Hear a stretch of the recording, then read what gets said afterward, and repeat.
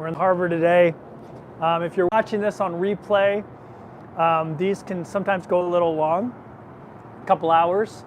I don't know if that's going to happen today, but you never know. And you don't have to watch the whole 2 hours. Usually I do it that long to cover both coasts. So I get a bunch of East Coast people maybe having lunch, and then a bunch of West Coast people maybe having lunch.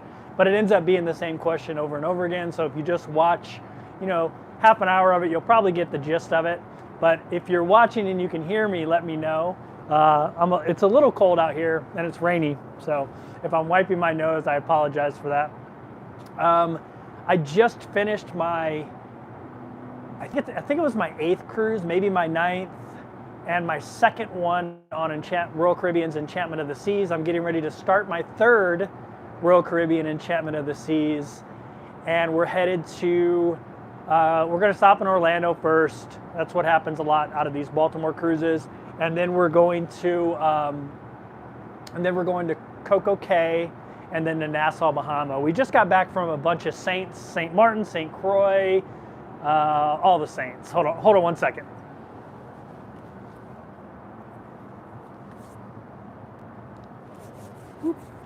Sorry about that, I had to move some stuff around.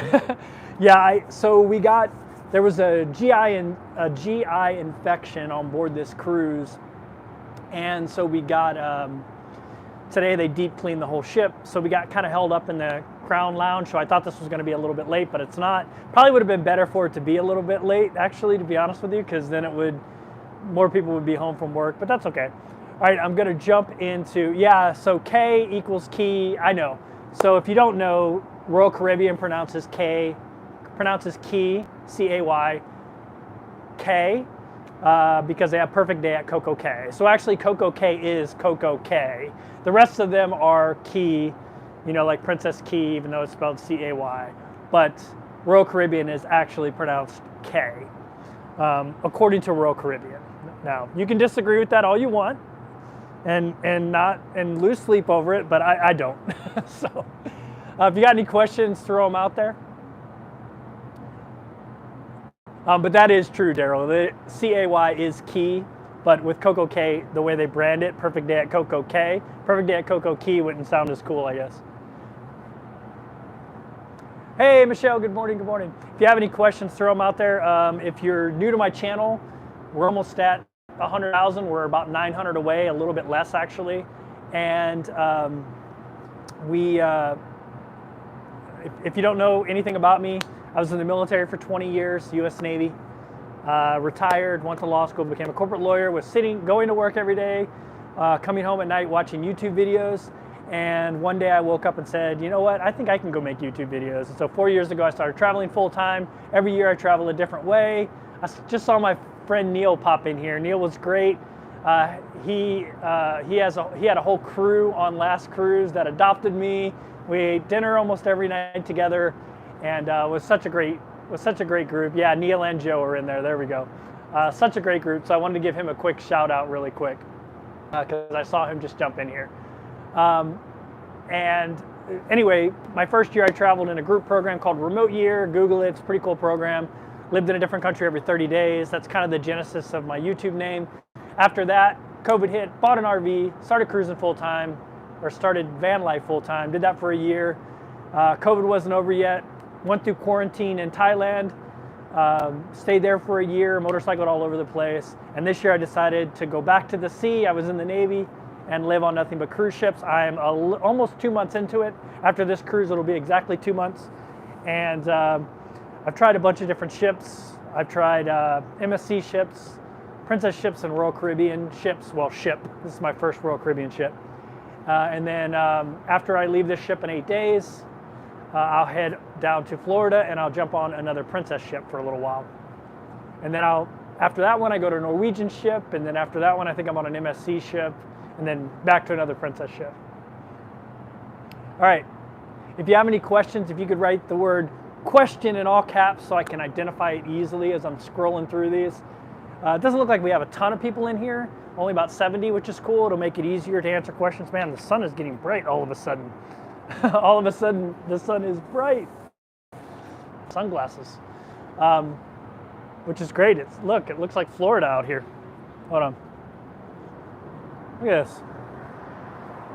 If I told you I was in the Caribbean right now, you might believe me. Like I can barely keep my eyes open. The sun's so bright. That's crazy, but also awesome. But that, I was coming out here, I'm by the rock climbing wall. I was coming out here because it's rainy and cloudy and, it's like in the 60s. I was like, well, nobody's going to come out here when they start boarding. So I'll be able to do this in relative peace. But I have a feeling now people are going to start walking around since the sun's poked its head out. All right. Neil, you and Joe brought the sunshine with you back here. Okay, let me see. I got Fraser at Sea joining the chat. He's doing the same thing as me, but he's starting in England, I believe. And check out his YouTube channel. All right, let me see if I can find any questions in here. Oh, someone's in Dubai. That's awesome. Oh, I didn't know you were in Dubai, Fraser. Very cool. So I'm assuming you're starting out of Dubai. Boarding your first ship on Saturday. Very cool. Kevin, you're amazing. Thumbs up, folks. Yeah, if you don't mind smashing a thumbs up, just helps more people find the live stream. We're at 82 people in the chat right now. 35 thumbs up. So, come on, people. Just kidding. Hey, Kaylee's in the house. I want a special shout out to Kaylee, who has. I realized the other day because I don't see when people donate channel memberships, but Kaylee's donated like 30 channel memberships. So shout out to Kaylee for doing that. She's also an extraordinary moderator. Mike says, where are you today? I am in Baltimore. We're doing a turnaround cruise, picking up a bunch of people. Question, what was the most surprise, or what surprised you most so far, asked Wanda. What surprised me most so far? I think, not that I didn't think I was going to make friends on cruise ships, but I didn't realize how good of friends I was going to make on cruise ships. There's something about, so cruise ships are very diverse as far as, political ideologies, race, country of origin, sexual orientation. It's very diverse, but everyone has this shared cruise experience. And so you kind of you can bond with people that maybe you wouldn't necessarily bond with for whatever reasons, over the shared experience of a cruise. And I've met so many people on here. Last cruise I had a big posse that I rode with. Neil and Joe's in here. They were gracious enough to let me roll with their crew and eat with them and hang out with them. And just a great bunch of people that live here in Baltimore. And I see Karen's in here. I met Karen on the Ruby Princess a while back, and just tons and tons of people I've met along the way, and I've been surprised at how many of those friendships have continued. I chat back and forth with my friend Andrea, who I don't know if she's in here or not, and Karen. I'm in one of her Facebook groups that she started called Churchill's. Churchill's, if you don't know, is a cigar smoking spot on Princess Cruises. So, which line is the best food so far? Asked Wanda. Which line has the best food so far? I would probably say Princess overall, because they're buffet. I would say their main dining room's about the same as the other ones, but their buffet is just so much better than the other buffets I've been on. The one on here is pretty good, but it's small, and then because of there was a gastrointestinal bug that went around the ship, they had to start serving you at the buffet, and that was kind of a pain in the butt, to be honest with you. I mean, they had to do it, but yeah. Let's see. And if I missed your question, just ask it again. Enchantment was my first cruise. Loved the schooner lounge and the entertainment there. Yeah, I love live music, and they have a ton of live music on here. So, yeah, I really like it. Mike says I did 2 Princess and 1 Norwegian. Norwegian's so good. Yeah, I'll be on Norwegian soon. I'll be in one of their studio suites too, which will be cool. If I missed your question, ask it again. I'll get to it, I promise. Do you have any river cruises planned? So I originally did. I thought my mom wanted to go on a river cruise, but turns out she wanted to go to Venice. And so I'm flying her to Venice. We're going to spend probably a week in Venice, and then we're going to take a cruise back, but it won't be a river cruise. But I will schedule a river cruise at some point. I just haven't yet. I thought that's what she wanted to do, but it wasn't. She wanted to see Venice, so that's what we're going to do. We're going to go see Venice. Sorry, I moved my camera so I could see better. The sun's so bright. I can't believe the sun's so bright in Baltimore today. But yeah, so yeah, that's where I'm at today, Baltimore. Getting ready to jump on an 8-day cruise, which is going to go to Orlando. That's the first stop. Then perfect day at Coco Key, which I've never been to, and then Nassau, Bahamas, which I've been cruising for almost 60 days in the Caribbean. I think I've been to Nassau, Bahamas 6 times. I think this will be my 6th. Hey, we're at 100. We're at 100 people in the chat. If you don't mind smashing that thumbs up, I'd appreciate it. Hey, good morning, everybody. Good morning, Bo. And yeah, if you have a question, I didn't hit it, ask it again. What was the title of this video? I don't even remember. Oh yeah, 2 months at sea. So yeah, I've been 2 months at sea. What surprised me so far? Someone asked a little bit, and it's the friendships and the connections I've made. Even though you know most of the people do one cruise and then get off. I've still made some pretty good connections. Hey Kevin, which do you enjoy better, van life, cruise life, or Thailand? I couldn't pick between the 3. I like them all for different reasons, and it really depends on my mood which one I'd want to do in the moment. Like right now, I want to cruise for sure. I wouldn't want either one of those others. Although I could combine the Thailand and cruising, because I could just cruise out of Singapore and have a place in Thailand. So I could combine it. I could actually own a van, I guess, over there too, and combine all 3 of them.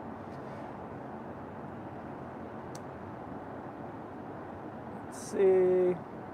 Box Van D, my buddy. If you guys love van life, you haven't checked out Box Van D, make sure you go check her out.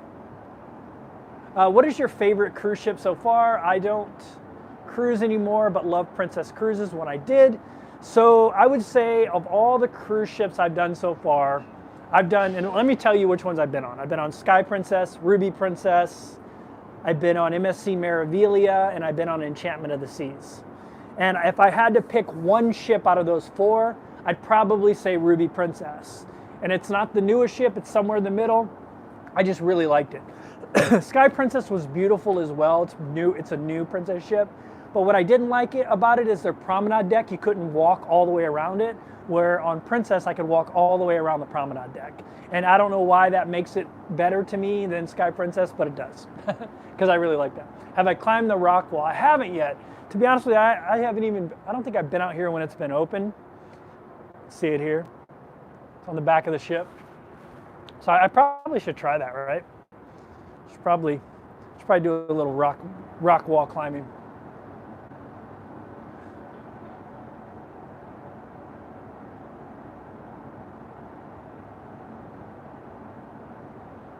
What ship am I on now? Asks Amethyst. I am still on Enchantment of the Seas, Royal Caribbean. I did 28 days. I did an 8-day cruise, a 12-day cruise, and an 8-day cruise.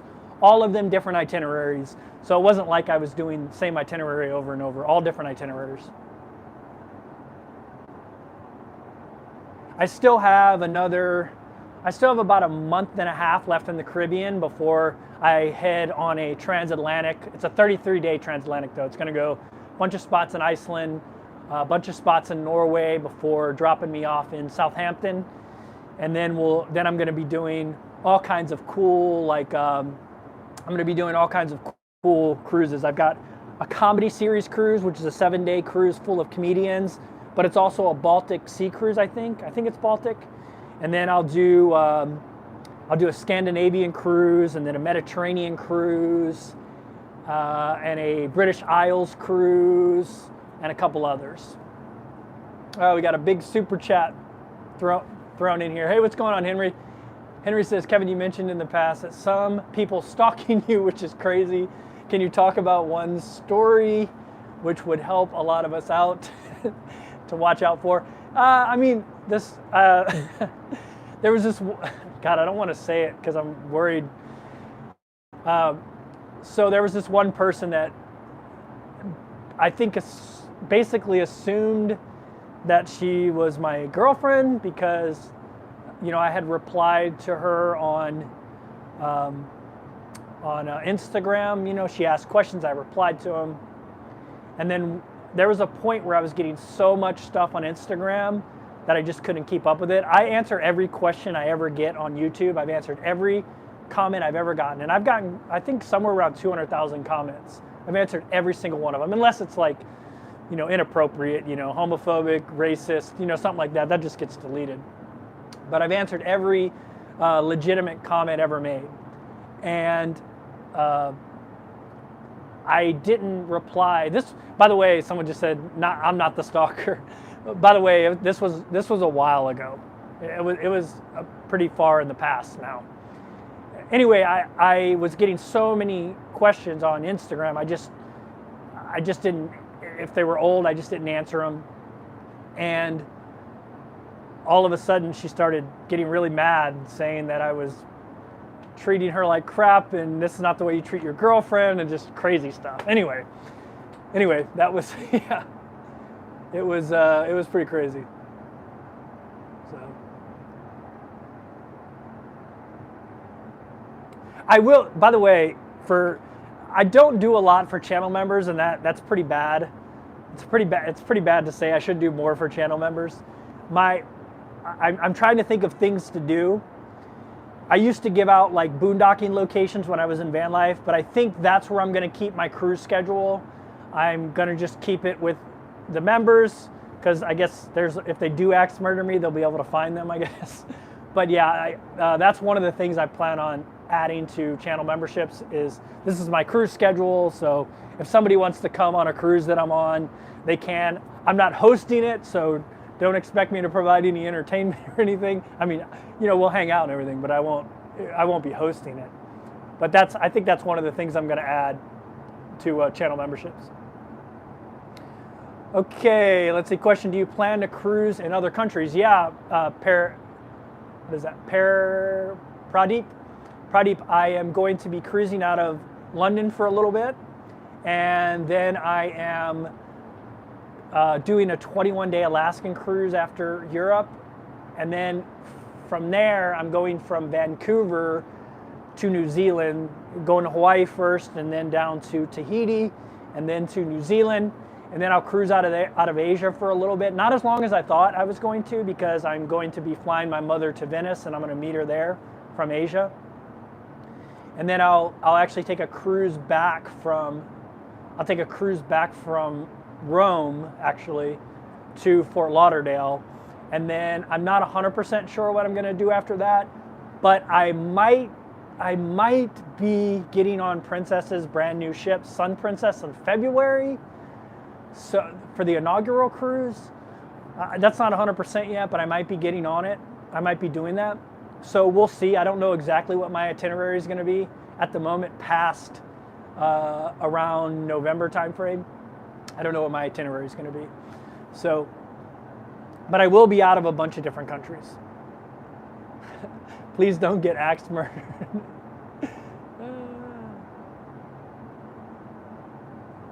All right. Do you book any excursions this go around? Did I book any excursions? No, I didn't. I did. The great thing about this last itinerary I did is almost every port we went to, you could do things walking off the ship, which I like. I don't really like booking excursions. I do sometimes when they really, really pique my interest, or I have a ton of onboard credit and I'm trying to spend it. But and usually it's going to be walking tours when I do that. Walking tours are like a hop-on, hop-off bus, so I can explore the town, and then next time I know what to do without having to take an excursion. But I like cruises where I can just walk off. My last video was St. Croix, or was it St. Croix? No, St. Martin. St. Martin? Yeah.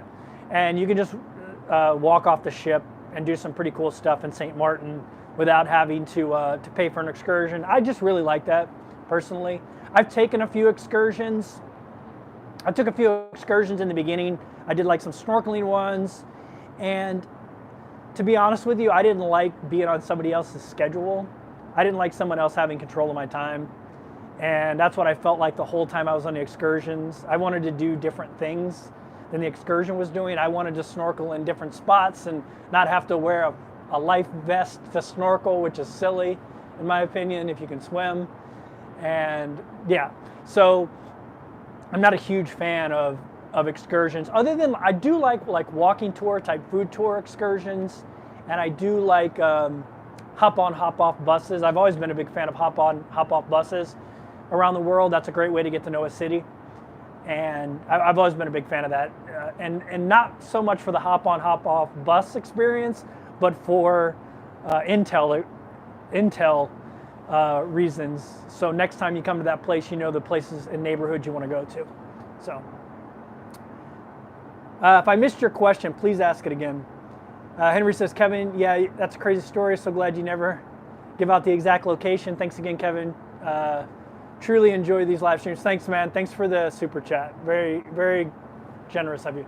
What ship are you on for your 21-day Alaskan cruise? Didn't I just say you got to be a channel member to get that information? I'm on the Grand Princess. I'll be on Grand Princess for that one. How many land days have you had so far? How many land days? So I started the 28th of January. Let me think about that for a second. 1, 2, let's see. 1, 2, I've had 2 land days.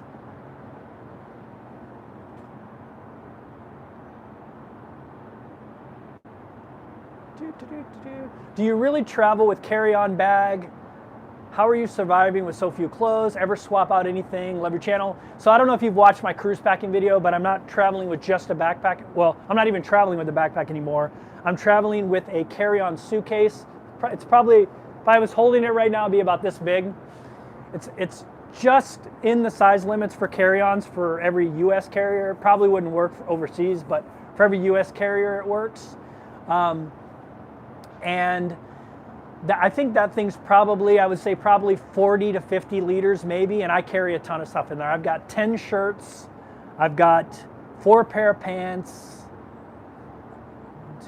4 pair of pants, I have 1, 2, 3, I have 5 pair of shorts, 8 pair of underwear, which will make everybody happy. When I used to travel in a backpack, I used to carry 2 pair of underwear, and that grossed everybody out. Like 6 pair of socks, 3 pair of shoes. Well, 2 pair of shoes in the bag. I always wear one. And all of my stuff I need to make YouTube videos, and my laptop and all that stuff. So I'm really not carrying a lot. I think I'm carrying a lot. Like 10 shirts to me is a lot. So, yeah. Hey, if you don't mind smashing that thumbs up, we're only 3 away from 100, which is awesome. Hey, Kevin Hawthorne's in the house. How you doing, man? In Lakeland, Florida. Have you noticed your sleep being different on the ship? Not that you're not used to it as a Navy guy. So I've noticed it's been better, especially on Princess ships. This is not a knock on any other cruise ship, but nobody does beds like Princess. Princess's beds are the comfiest beds I've ever slept in my life. I don't know what they do, what mattress topper they get for those things, but if you don't know, all beds on cruise ships are really 2 single beds that they put together into one, queen or king, depending on how big, I guess, the single beds are, how wide they are, and they put a mattress topper on top of them. MSC and Royal Caribbean's mattress toppers are not very good. You can always feel where the seam is, and they're just not very comfortable. The mattress toppers on Princess are just so much better. Like everyone should buy, all the cruise lines should go and buy their mattress toppers. Like they just should. That's my opinion. Someone was just about to walk over here and then they got scared and walked the other way. And I don't care if they walk over here, but if you see me kind of looking out like this, it's because someone's walking this way. They're just boarding new passengers, so the new people are coming on board. They want to check out the cruise ship, and I actually feel bad. I wish they would have kept going. Although you're not actually supposed to walk through this. They have a track that ends right before here, or goes this way, right before here. They usually don't. They usually have gates that are closed here, but on embarkation they open them up. Can I get a pic with you this week? Oh yeah, of course. Of course. Who is this? Interesting with Scott? Yeah, absolutely, Scott. Absolutely. If you come to the back of the ship right now, Scott, you can say hello to everybody on the live stream.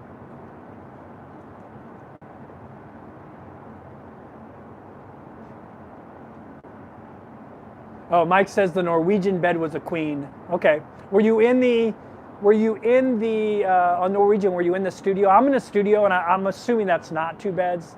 The reason they have 2 beds in there is because a lot of people travel with their buddy or, not their significant other. So, they have separate beds. It's easy to have separate beds in there. That's why cruise lines do that. But do you actually wear the underwear now? Yeah, you guys know I roll with mostly merino wool. I have 2 merino wool underwear, and then I have 6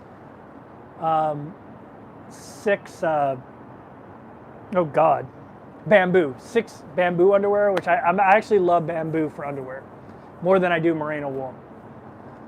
What is your step count looking like these days? I mean, I always get 10,000 in the morning, and usually it's probably somewhere between 18 and 22,000 by the end of the day. You're not due to get on until 2:30. Yeah, they delayed. I mean, you know this, Scott, probably. They delayed all the getting on times.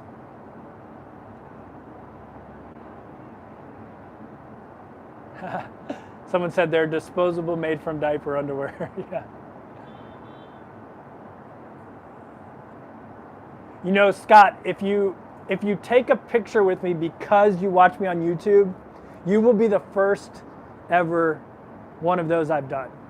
Like, I took a picture with my friend Andrea here, but that's because we had cruised together and we were friends. I don't think Andrea took a picture with me because I was a YouTuber, but that'd be the first time I ever. Well, that's not true. I actually have had that happen once before. Do you ever get asked for legal advice? Yeah, all the time actually. On the Dawn Princess in 1991, the twin beds were not movable. Old ship. Yeah, that sounds like a throwback, right? I love that name, Dawn Princess. Princess always recycles her name. I wish they would do like Cunard does, like they do. They had the Queen Mary, and now they have the Queen Mary 3. I wish they would do that. Like, I think Sun Princess is the 3rd Sun Princess. I wish it was Sun Princess 3. I actually think that would be really cool if they did it that way instead. But I'm sure they'll bring Dawn Princess back on one of their new ships. What running track is the best in your opinion with the ships you've been on so far? I would say the one on Enchantment of the Seas, because it's so long compared to other ships I would have been on. The one on MSC was really nice. Was actually really, really nice. And it was labeled really well. But the problem with it is nobody respected it as a running track. So it was actually difficult to run on it because there'd be so many people on it, just walking around and not paying attention, not realizing they were on a running track. This one up here, hardly anybody uses, and I mean, it's huge. It's a huge running track. Maybe in a little bit, if people start coming back here and filling this area up, I'll walk around a little bit. Oh, there's a huge super chat. Thanks, Barry. Great channel. Have a couple lattes on me. So I don't know how this works. Maybe some of you Royal Caribbean people are on board. So I just finished a Royal Caribbean cruise that will put me at Ruby. No, Platinum. I'm sorry, Platinum. No, Ruby. Wait. No, it'll put me at Platinum because I was Gold, now I'm Platinum. It's not like Platinum on Princess, by the way. Platinum on Princess is really high. Platinum on Royal Caribbean is really low. It's only their 2nd tier. But it gives me 50% off specialty coffees. So my question for you Royal Caribbean people is, so I just got my cruise card, my new cruise card, and it says I'm Gold still because that other cruise hasn't went into effect yet and bumped me up a level. But I know it will either today or tomorrow. It will. Just like it did last cruise, bumped me up to Gold. Can I go get a new cruise card? For those of you who are Royal Caribbean, will they give me my level that I am now? Because I want that 50% off specialty coffees. I have 4 more left on my coffee card. And then it would actually, if I got 50% off, it would actually make more sense for me to just buy my coffees. It would be cheaper than the coffee card. So I'm asking you Royal Caribbean people, you're loyal to Royal people if you know the answer to that. And thanks again for that massive super chat, Barry. That's very kind of you. I don't know. I didn't know you were a YouTuber until I left the Ruby. No one tells me anything. No one on Ruby knew. I was new to cruising when I was on Ruby. That was my first cruise. It wasn't part of this 1 year of cruising. It was my warm-up cruise where I was testing out what I would need to bring, because it was a 60. For those who don't know, I was on Ruby with Karen, and it was a 16-day it was a 16-day Panama Canal cruise, and I used that as a way to figure out what I would need to pack. I did it in December. I didn't start cruising full time until January 28th, but that cruise was my warm-up cruise. Interesting what Scott says, they don't give you a new one every time. Yeah, they gave me my new cruise card today because I did back-to-back, and they give you a new one. But my new status hasn't updated in the system yet. They still think I'm on that cruise I was just on. As soon as it populates, then it will say I'm platinum on the website. And my question is, can I do that? That's my question. So, hello. Sorry. Oh no, you're fine. You're fine. You're fine. Don't let me keep you from exploring.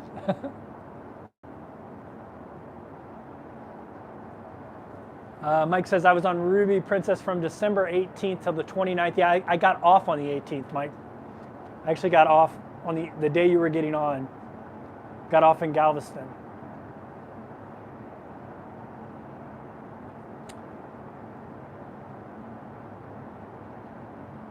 Yeah, Brett says I would ask. Yeah, I will ask for sure.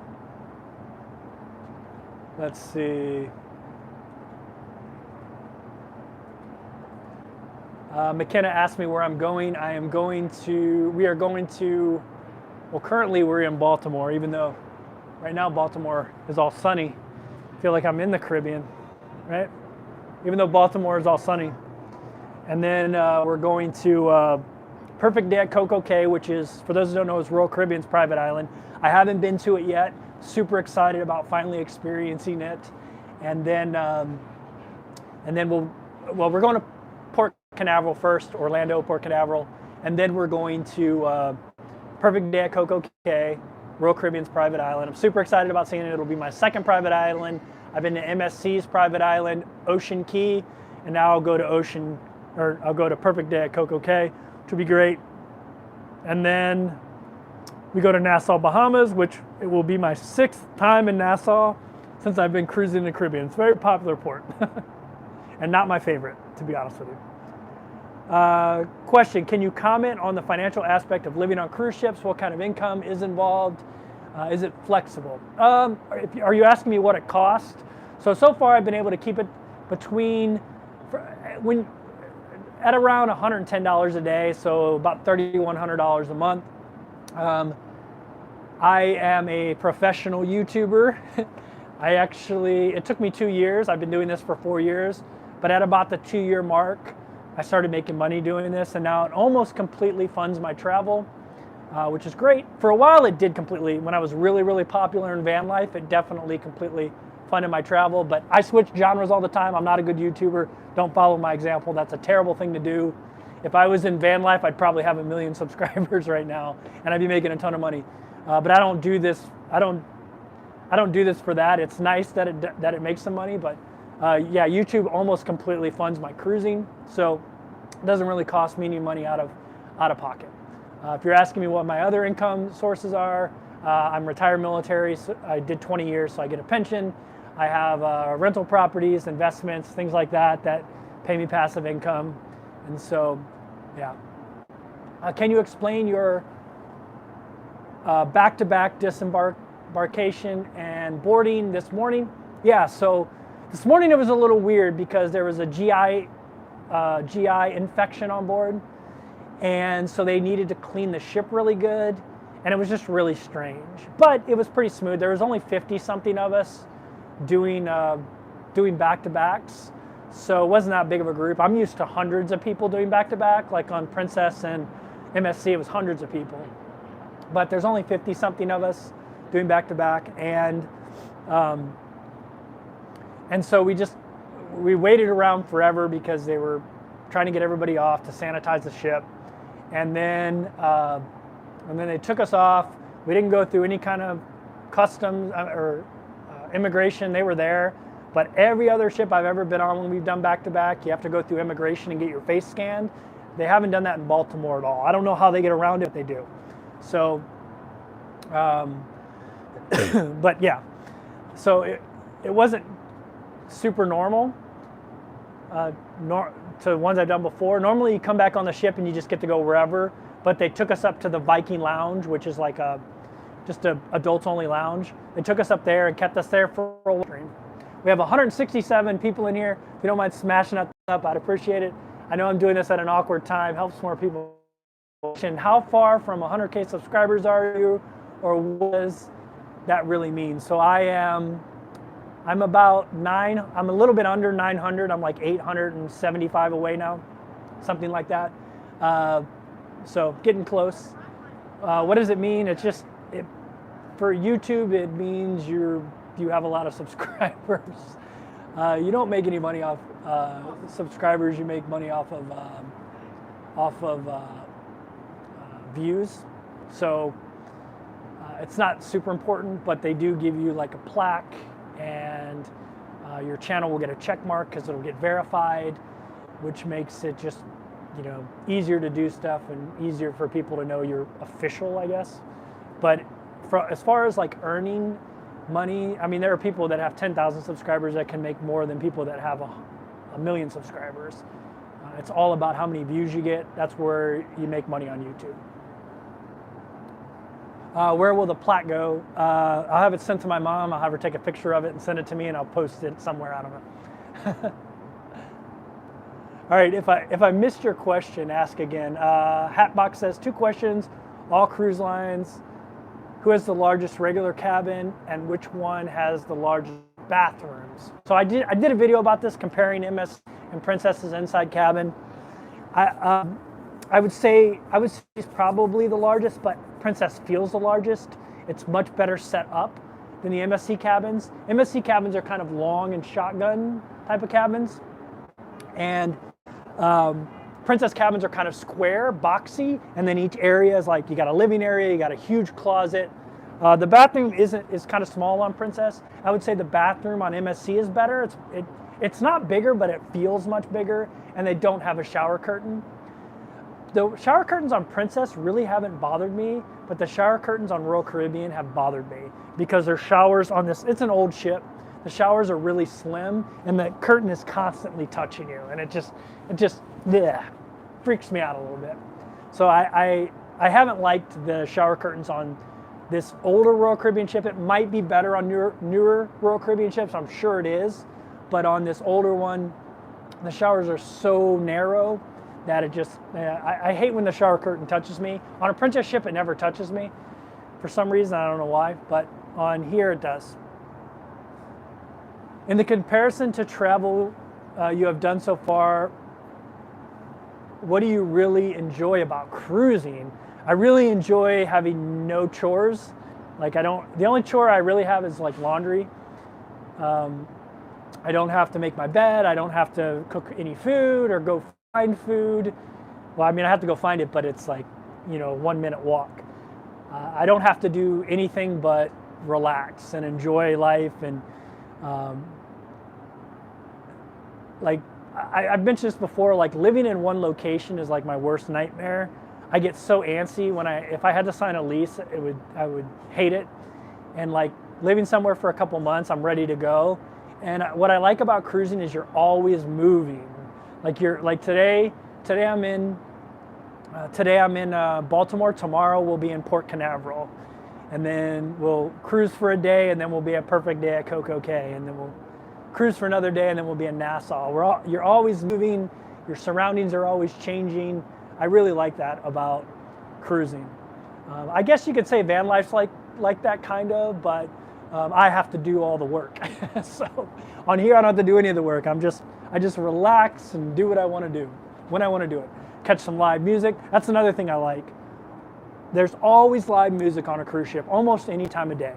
You can go and catch somebody live. Maybe it'll be dueling violin players, or a piano player, or a band, a jazz band, a rock band, there'll be some sort of music playing. I really like that.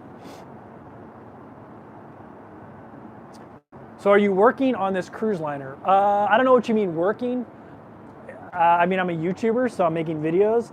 So I am working in that respect, but I don't work for the cruise lines. I don't have any affiliation with any cruise lines. Mitch says, I enjoyed your step count video, thanks. Do you still have to continue gambling in cruise casino after you booked all the free cruises? No, I mean, they can't force you to keep booking. They keep sending me emails too, like, okay, I'm gonna tell the story real quick for people who haven't heard it yet. So I was on a Princess cruise. I went down to the casino, I was making a video, I put $50 into the slot machine, I hit max bid because I didn't know what I was doing. I lost that $50 in like 2 seconds. I left that cruise. I got an offer for $150 free play on my next Princess cruise, which I already had booked. I was going on Sky Princess. I went on Sky Princess. I went down to the casino with that $150 casino credit. I played it, max bet. I won $1,000. I took that $1,000 out and said, I'm done. Never going to do this again. I was talking to Para DJ, which is another YouTube channel, and they said that their favorite cruise line for gambling is Princess because they just give amazing offers and they're basically cruising in Europe for free. They got a bunch of free staterooms because they, I guess, lost a lot of money. So in my mind, I said, okay, look, I won this $1,000. I'm up $950. I'm just going to go and put that in the casino and see what I get. So I went down to the casino. I did the $1,000. I was up, down, up, down, up, down, up, down, right? Like you are in the casino. And eventually I lost all $1,000. So, terrible me. So now I'm down $50. I'm not really down $1,000. I'm really down $50, right? And towards the end of that cruise, I get a little gift card that says, or I get a little card that says, enjoy $250 free play on the next cruise. And I'm like, well, that sucks. I traded $1,000 for $250. That's a terrible rate of return. I will never do that again. So I left the cruise, didn't think much of it. I got on my next cruise. A couple days later, I got an email that said, book an inside cabin on us for $0. You are part of the Players Club now. So let me rewind a minute. So I told you I put that $1,000 back in, but I got around 4,000 points, which means $4,000 went through that machine that I was playing. So how does that work? So you win some, you lose some, you win some, you lose some, right? And at the end of the day, I had 4,000 points. A little bit over 4,000 points, I think, or maybe a little bit under. So like $4,000 went through that machine. Not that I put $4,000 in there, but $4,000 went through that machine. And so I get this email that says, enjoy an inside cabin for $0 on us. Any cruise under 20 days and under. And I was looking at booking a bunch of cruises out of Europe anyway. And so I jumped on there and there was a cruise for $0 out of Southampton. I said, oh cool, I'm gonna book this, this is great. Get a free cruise. It's not free, you gotta pay port fees, taxes, and gratuities. And you have to put down a $200 non-refundable deposit. But when you get back on board, that $200 is refunded to you in onboard credit. Not casino credit, onboard credit, so you can spend it on whatever you want. So I booked it. It ends up being about $50 a night, which is great. It's very inexpensive for a cruise. When you factor in the gratuity, port fees, and taxes. And then I'm looking through because I'm going to book some back-to-back cruises, and they're all still $0. And I'm like, wait a second, like that's just not for one. Like I can book a bunch of cruises. Long story short, I ended up booking 12 cruises, all for $0 for the inside cabin, other than taxes, port fees, and gratuities, and the $200 deposit, which I get refunded. So I ended up booking 12 cruises for $0 for the inside cabin, and it let me do that. And then I thought, well, I'm not going to get my military onboard credit or my shareholders credit. I got them all. I applied for them and I got them all. And so that's another $500 onboard credit for every single cruise that I took. So So it's pretty ridiculous, to be honest with you. So that's where that's the story. Sorry it was so long. Hopefully I didn't bore you guys too much. And if you ask a question, please ask it again. And thanks Going Green Mom for posting Para DJ's link. What type of shirt are you wearing under the sweater? It looks like a dressy looks like dressy shirts that are easy to travel with, similar to chinos you mentioned. So this is a, so I only wear two kinds of clothing really. I wear merino wool, exclusively by Unbound Merino. You guys know I love Unbound Merino, and I have a little bit of a deal with them. They give you guys 10% off, and they give me 10% of the sale. Link down below. But I also, the other stuff I wear is Lululemon. So the good thing about having this wireless mic on is I can back up. So right now I'm wearing Lululemon pants, and I am wearing a Lululemon undershirt, collared shirt. So I have these Lululemons, and they're just great for travel. They don't wrinkle, and they're just great. So those are the two types of clothes I wear: merino wool and Lululemon type of stuff. I like these pants because they look like dressy slacks.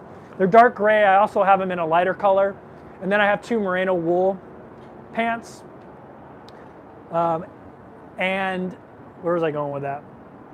They look dressy enough to wear to like a formal night with a sport coat, but they're made from this Lululemon material. It's great.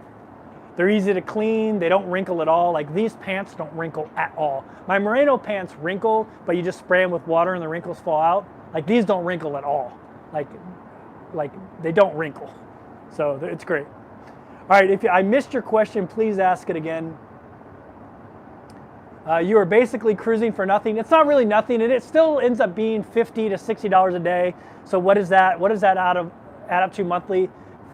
$1,500 to $1,800 a month to cruise, but that's still pretty good. I mean, that's the basic cost. You know, of course, you sometimes will get coffees on board and stuff like that. But question: do you hit the gym and lift on a daily basis? I do try to. I have a couple of injuries that I've been nursing for a while, and so it's been a little bit harder. Hey, Lee is in the house. Kevin, you always dress nice. Oh, you're too kind. Let's see. I'm trying to see if I got any more questions. If you have it, please ask again. Keith Bowen says, how you doing, shipmate? I know there are a lot of positive on cruising full-time. My question, what are your negatives? What are my negatives? I would say, what are my negatives? It's hard to do laundry. That's another reason I like Princess so much as a long-term cruiser, someone that's doing these all the time. They have self-serve laundry, which is great. Royal does not have that, and neither does MSC. Although I heard MSC has it on some ships. So you have to send out laundry, and to be honest with you, I don't know what they use to wash it with, but it doesn't smell that great when it comes back, and so it's a little bit of a pain in the butt. Where on a Princess ship, I just go down a laundromat, throw a Tide Pod in there, and wash my clothes, and they smell nice and fresh at the end of it. So I would say laundry. It's been kind of a pain in the butt. Another one, just on a personal level, every cruise I meet some amazing people. Last cruise, I mentioned it earlier. I got to hang out all day with this great group of people. There were 1, 2, 3, 4, 5, 6, 7, 8 of us, 9 counting me. We ate dinner together. Just an amazing group. Neil and Joe and Marcy and Nikki and just everybody. And just an amazing group of people.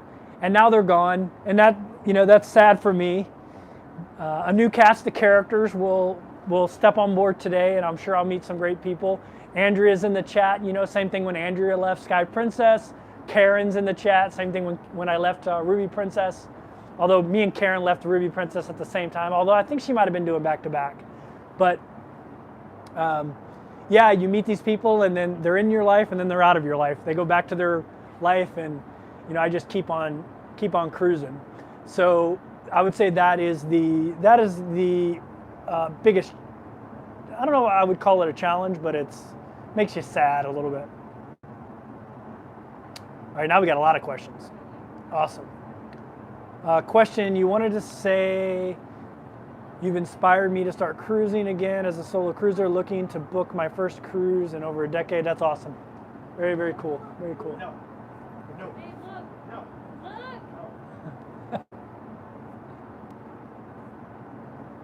Look. Going Green Mom says, can you wash the Lululemon stuff in the sink? Yeah, you can, but I prefer to wash it in a washer, and then I let it dry because it dries super quick too.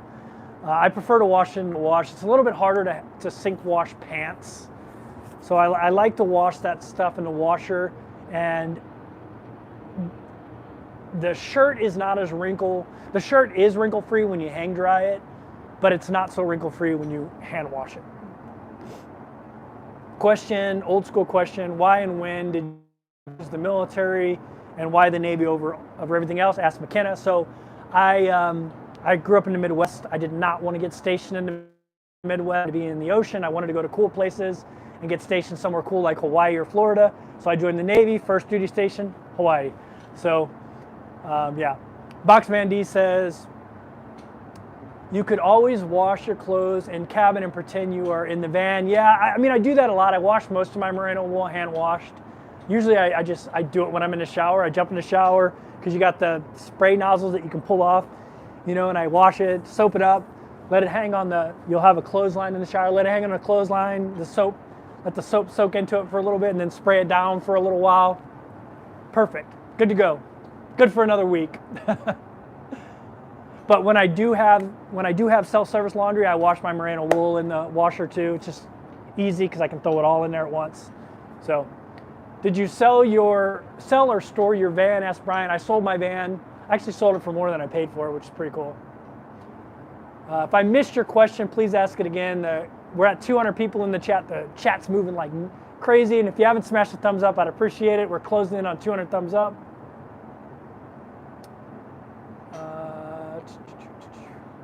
Question, which cruise ships have you been on? Would you recommend for wheelchair users, or do you think the private islands would be enjoyable and accessible? So I'm not great for advice on that. Go check out Chili's cruise. Chili reviews ships for accessibility, and he has a great channel. He's interviewed me a couple times. We were supposed to be on the Caribbean Princess together next week, but he got COVID, and so he had to cancel, unfortunately. So if you know Chili, send him say, hey, I was on 30 and a Wake Up's channel. I heard you got sick. Get well soon. But Chili, yeah, go to Chili Cruises, and he does all kinds of accessibility stuff. I would say that the islands are probably pretty accessible, but I would be.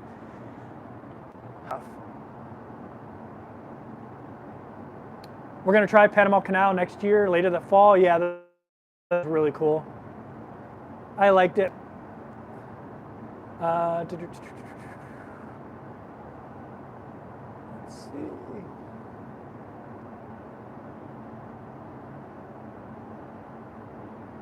Did the crew treat you different than the other guests? What port are you in now? So nobody in the crew knows I'm a YouTuber on Royal Caribbean. Princess is kind of aware of me because I did so many videos on Princess. MSC had no idea, and neither does Royal Caribbean. So I don't get treated any different, and I wouldn't want to anyway, to be honest with you.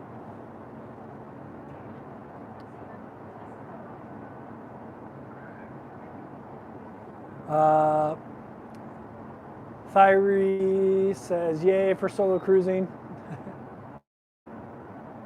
Oh, you. All right, if I missed your question, please ask it again. Kevin, as military, you might be used to meeting people overseas. Yeah, that's true. Are the cabins on Princess big enough for a wheelchair, or do you need to book a disabled cabin? See, again, I'm not good at that. I'm not good at judging that. I would say I'd probably get I would probably book an accessible cabin. But again, check out Chili's Cruises. He has all kinds of input stuff. Dude, we're almost at 300 people in the chat. That's amazing. If you don't mind smashing that thumbs up, we should be able to get to 200 thumbs up pretty easy. I didn't think that I was going to get a ton of people in the chat because of the time that I'm doing this during a work day, but it's awesome that I am.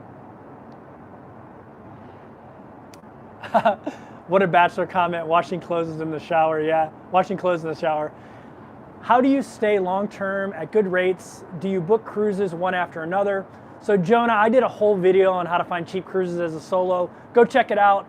I use a website called Cruise Plum to find the cruises. It's not a travel agent, it's just a search engine. It's the best tool for solo cruisers, even for non-solo cruisers.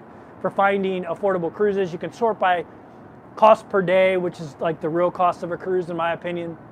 And just a great website. And then I have a whole video on how I find them. And I've only done 11 cruise videos, so you'll be able to find it pretty easily in my cruise playlist. I added a cruise playlist on there, a cruise playlist and a cruise live playlist to my channel, so people could find the cruise stuff easier. Kevin, in all cruises you've been on so far, have they had different ethnic foods? Mexican, Italian, Indian, yeah. And Royal Caribbean has themed nights, so they'll have a Caribbean night, a Mexican night, Italian night in the main dining room. And then in almost every ship I've been on, there's a lot of Filipino and Indonesian crew members, so you'll see a lot of Filipino and Indonesian food, and there's always Indian food options. And there'll be Mexican one night, there'll be, all kinds of different stuff. I would say there's actually probably more ethnic food than traditional American food. I mean, you can always get a cheeseburger if you want it, but I would say there's actually more ethnic food than non-ethnic food. Welcome to Baltimore, thank you. I miss Baltimore in bunches. I hung out with nothing but Baltimore people the past few days, and they've really sold me on Baltimore. I just think of it as like Baltimore as the city from The Wire. Man, I must have had a bot in here because my live stream went from 170 to 250 back down to 170. So it must have been a bot. I must have got calls. It already did. It happened my last cruise. They had GI, and they just sanitized everything. They quit letting you serve yourself in. They quit letting you serve yourself in the buffet, yeah, stuff like that. They just take normal precautions. When we got off the ship today, they sanitized the crap out of the ship, sprayed it and everything. So yeah.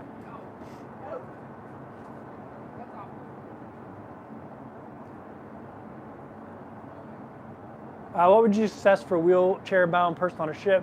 Can they use a regular cab? Oh, yeah, again, check out Chili Cruises. Like, he's going to have all that info for you on accessible cabins. What ships, he does reviews of ships' accessibility, so you'll have stuff from him.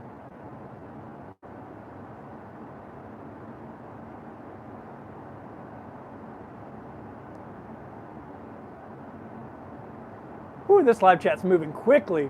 What do you do as a solo cruiser on formal dining nights? Do you ever go down to actual dining hall or just upstairs at a buffet? So again, on this cruise, I dined formally almost every night at the main dining room, including formal night, which on here, they didn't have a formal night this cruise. They had a dress to impress night, which I like that because then, you don't feel like you have to be so formal. I just put on a sport coat and a collared shirt and some slacks. I actually like that. I like the dress to impress night over a formal night. But yeah, I ate with them every night in the main dining room. The cruise before that, I only ate in the main dining room once because I usually prefer to eat when I want, and they didn't give me my time dining, which sucks. So, here comes an announcement. A very good afternoon, ladies and gentlemen. Welcome on board our beautiful Enchantment of the season. Indeed, welcome to your vacation. It's going to be really loud. While you're exploring the ship, we'd like to remind That's the cruise director. She's pretty great, by the way. Briefing. We've enhanced the process to make it quicker and easier than ever. All you need to do is to make sure you download the Royal app. Been with you since June 2020. Van life or cruise life? Both. I don't want to have to pick. Why would I pick? Both.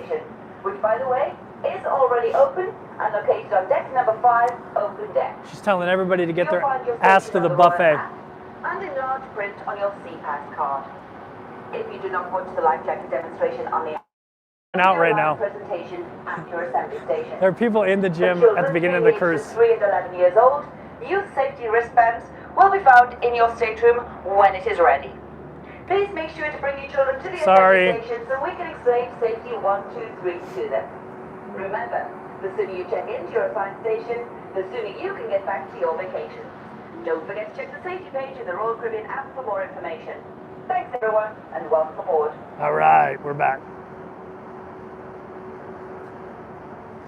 Okay.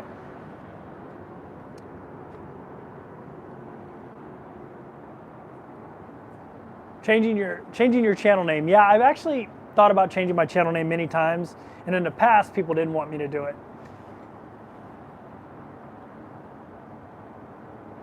Hey, call me V's in the house. What's going on, V?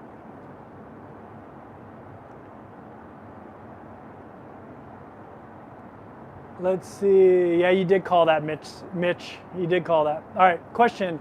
What are the buffets like overall on your cruises? And could you only eat from them if you had to? Yeah, I mean, you can choose to eat at the buffet when you want, and you can choose not to. So most ships will have like a pizza place, they'll have specialty dining as well, and so you can do that stuff too, as opposed to doing the buffet or the main dining room if you want to. A lot of people do. This ship doesn't have a ton of options. They have a pizza spot. They also do this like sandwich that they're famous for. The coffee place has donuts and things like that, and cakes that you can get. And yeah, they have stuff like that. And so you can avoid the buffet if you want to. In my experience, the buffets have been pretty good. The one on here is pretty good. I'd say the best one I've had on all the ships I've been on is probably Sky Princess, then Ruby Princess, and MSC Meraviglia I'd say is last out of the four. But yeah, the pizza on MSC Meraviglia was great. On Princess, you have like Alfredo's Pizza, which looks like specialty dining, but it's not. It's a pizza place where you order the pizza you want, and they bring you a whole pizza, and you can just eat it all. But yeah, there's a ton of dining options on almost every cruise ship, and you can just figure out what you like. I really like the buffets on most cruises, so that's what I tend to do most of the time. But you know, some people just eat in the main dining room for every meal. You can do breakfast, lunch, and dinner in the main dining room. Do you have any trips booked on Virgin? Not yet. Virgin only has two cruise ships, soon to be 3, and it's just been hard to get them to fit in my schedule, but it's definitely on my bucket list. Kat says, Kevin, what do you recommend for Wi-Fi for a couple? Is it possible to use a hotspot to broadcast several devices? I haven't been able to figure that out. I think people on Androids can do it. I haven't been able to figure out how to do it on a iPhone. They usually have single and multi-device packages. Obviously, multi-device will be more. Most cruise ships, except for MSC, let you switch devices if you get a single device one. And that's normally what I do. I get a single device, and then I just switch devices. So.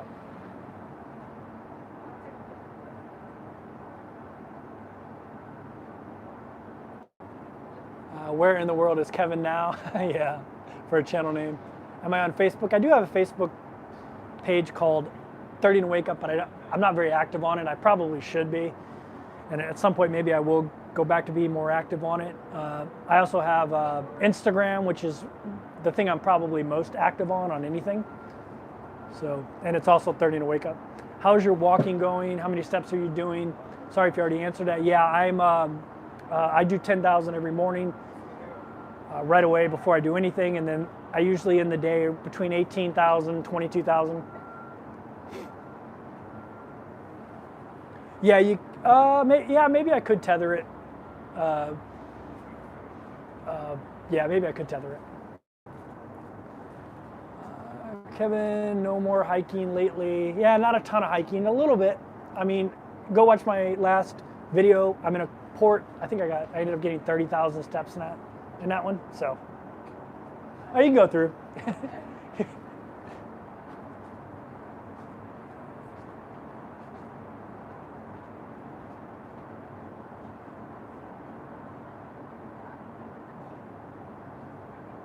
Do I have any trips booked? Oh, I already answered that question. All right, if I missed your question, please ask it again, and I will try to. The chat's moving so fast that it's sometimes I miss questions. Okay, Kimberly says, I know you said you had a future trip with your mom. Have you traveled much with her in the past? Will you in the future? Yeah, I have traveled with her a lot in the past, and yes, I will travel with her in the future. We're going to Venice together in November, and then we're going to take a cruise from Rome to Fort Lauderdale, a transatlantic cruise together. Rob and Jan can cruise. What's going on, guys?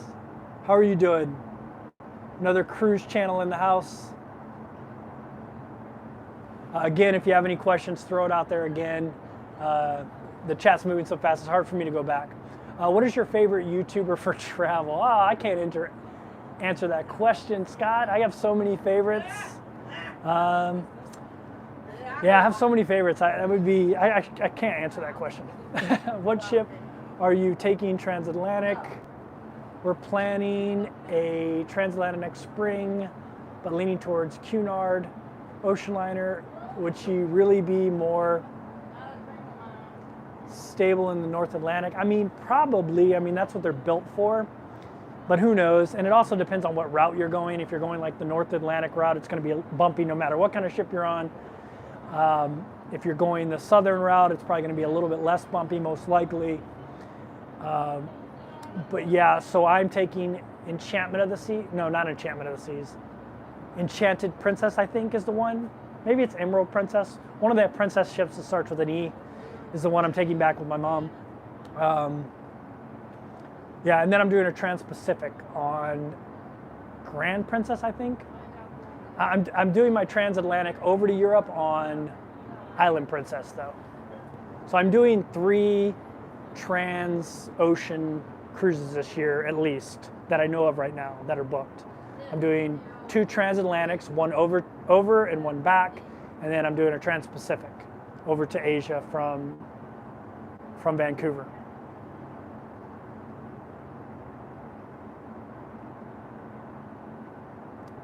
Yeah, if you type in the number 30 and a wake up comes up. Do you still keep in touch with van life people? Oh yeah, yeah, all the time. I was just in Scott's live stream. I was in Call Me V's live stream the other day. Yeah, I was in Scott's. Yeah, I keep up on van life all the time. I watch all the van channels. I stay in contact. I'm constantly texting other van lifers that I'm friends with. Are you planning on any carnival trips, going on Mardi Gras? So yeah, I've been looking at it. The problem with Carnival for me is most of their cruises are pretty short. And so that's not really my thing. I usually like longer cruises, the ability to book more days and stay on a ship for a longer period of time. I know they do some transatlantics and some other ones that are a little bit longer, so maybe I'll be able to catch some in the future. I own the stock, so I probably should do more Carnival, but I don't have a ton of Carnival booked. I don't have any Carnival booked at the moment. Unless you count Princess as Carnival. They do fall under the Carnival Corporation. They're just not Carnival.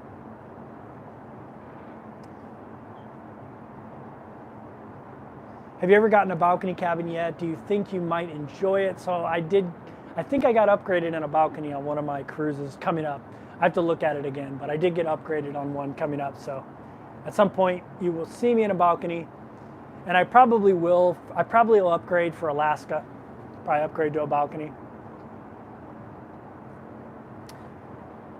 Have you made a request to have dinner with the captain yet? No, I'm not.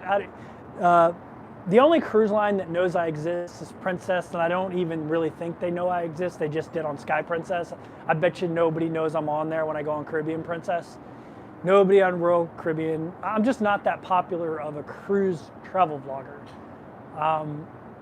Maybe I have 5,000 to 10,000 people subscribed to me that came to me for cruising. So I'm just not that big of a cruise travel blogger. My first videos did really well, and now they're like dwindling in viewership. So I'm not that popular of a cruise blogger, to be honest with you, for them to even notice. So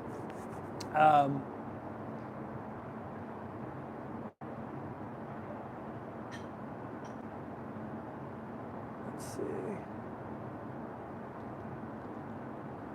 Are people asking me what 30 and a wake up is? So I was in the military for 20 years. When you go on a military deployment, you'll have a countdown. So if you have 180 days till you get back, you'll say I have 179 days and a wake up. Makes it sound a little bit shorter. And when I started cruising full time, or when I started traveling full time, my first year of travel, I lived in a different country every 30 days. And I thought maybe that was how I was going to travel. I was going to travel that way forever. I had to stop doing that actually because of COVID. And so that's why I started traveling a different way every year, because COVID made me have to travel a different way. But originally I lived in a different country every 30 days. So every 30 days in a wake up, I'd be in a new country. And that's the genesis of that name. And now I'm kind of living on cruise ships for almost 30 days. I've been on this ship for 30 days. At the end of this, I'll have been on 28 days. My next cruise ship, which is Caribbean Princess, I'll be on that ship for 28 days. And then I'll be on a Norwegian and an MSC ship for a shorter period of time than 30 days. But then I go on another cruise, which is 33 days, and then I'm on Sky Princess for 42 days, and then, so then Grand Princess for 40 days. So I am still kind of doing the 30 and a wake up, just 30 and a wake up till I'm on a new cruise ship.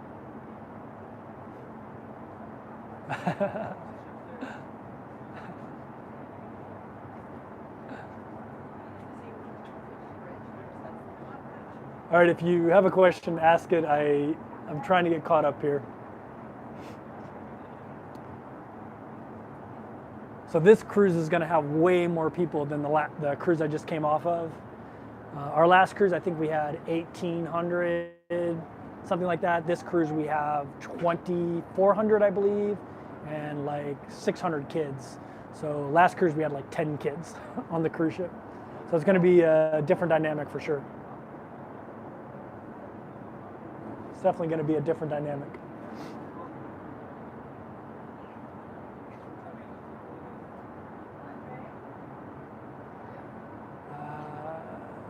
All right, if you have a question, please ask it again.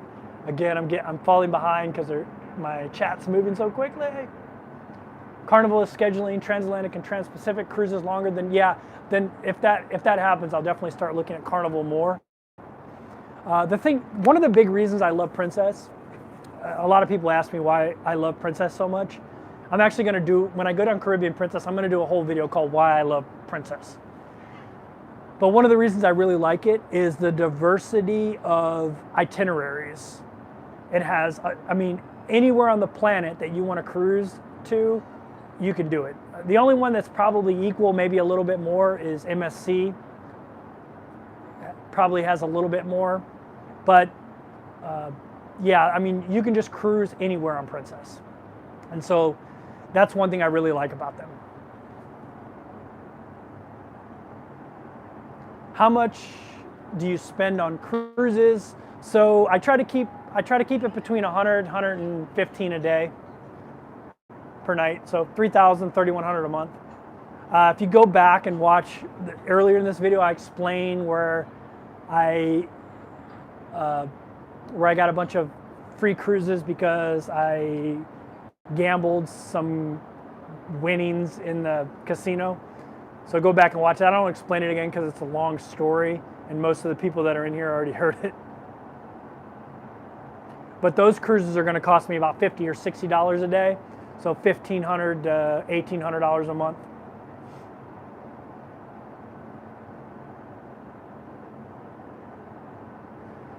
Mike says, I thought 30 and a wake up meant some drastic change at 30. Yeah, I get that. You get a lot of mean comments on when you're in social media, and one of the mean comments I get all the time is, "Damn, dude, you look old for 30." I'm like, yeah, I'm not 30. I'm almost 50 actually, but I'm almost 48, so I'm closing in on 50. But I get that a lot, like, "Damn, dude, you look old for 30." Question: since you are a big Excel specific guy, how do you keep track of, or have you kept track of how many sea miles you've been traveling? I probably should do that, but I haven't. I haven't kept track of that. I just keep track of the cost. Last cruise on Ruby was 3,500 guests, 400 kids. Be glad you weren't on that one. Yeah, I heard that about that one. That was a Christmas cruise, I think, right? How much do you spend on cruises? I read that one already. Question, are there areas cruisers can hide away from kids? Yeah, so they have a place on most Royal Caribbean cruise ships, including this one called the Solarium, and you got to be an adult to be in there. It's a pool area that is enclosed with glass. It's actually really nice. It's always nice and warm in there when you're in a cold place like this, like we're in today. And it's really nice. There's also a pizza place in there where you can get pizza. So that's pretty good. There's not any kids in there. And to be honest with you, there's a lot of places you can find on the ship where there aren't going to be any kids. How fast do cruise ships move? Never been on a cruise. You know, these things can move 20 miles an hour, maybe a little bit higher when they need to. We do some, when we were coming back here, I think we were going around, I'm not speaking in knots, I'm speaking in miles per hour because people know that better. But it was about 20, we came back about 20 miles an hour.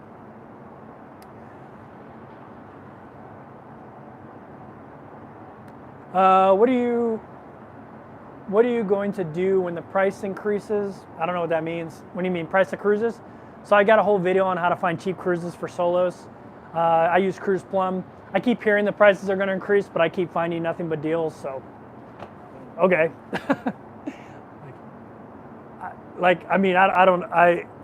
I just haven't seen that become a reality. You can always find deals for cruises. Check Cruise Plum, you'll love it, and you'll see what I'm talking about. I'm not trying to be short with you, but I keep hearing that, and like, I haven't noticed any changes in prices. But I'm not loyal to one cruise line. I'm not loyal to any cruise port. So for me, it's really easy to find inexpensive cruises because I don't have that kind of loyalty. I'm going to be cruising a lot of Princess, but that's because they gave me a bunch of zero cost inside cabins because I gambled a little money one cruise. What are you getting tired of as a repetitive cruiser? I'm not getting tired of anything. It's still a lot of fun. Every cruise is different. You get a different cast of characters every cruise, which is really cool. You get a different, last cruise was an amazing cast of characters I got to hang with. Some of them were in the live chat earlier, probably not anymore. But yeah, it hasn't gotten old for me yet.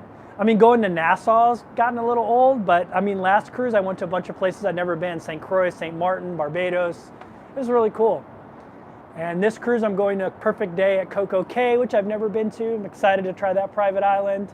We are going back to Nassau, but I've only been cruising the Caribbean 2 months. I've been to Nassau 6 times. Just one of those places that cruise ships go to because it's really easy to get to.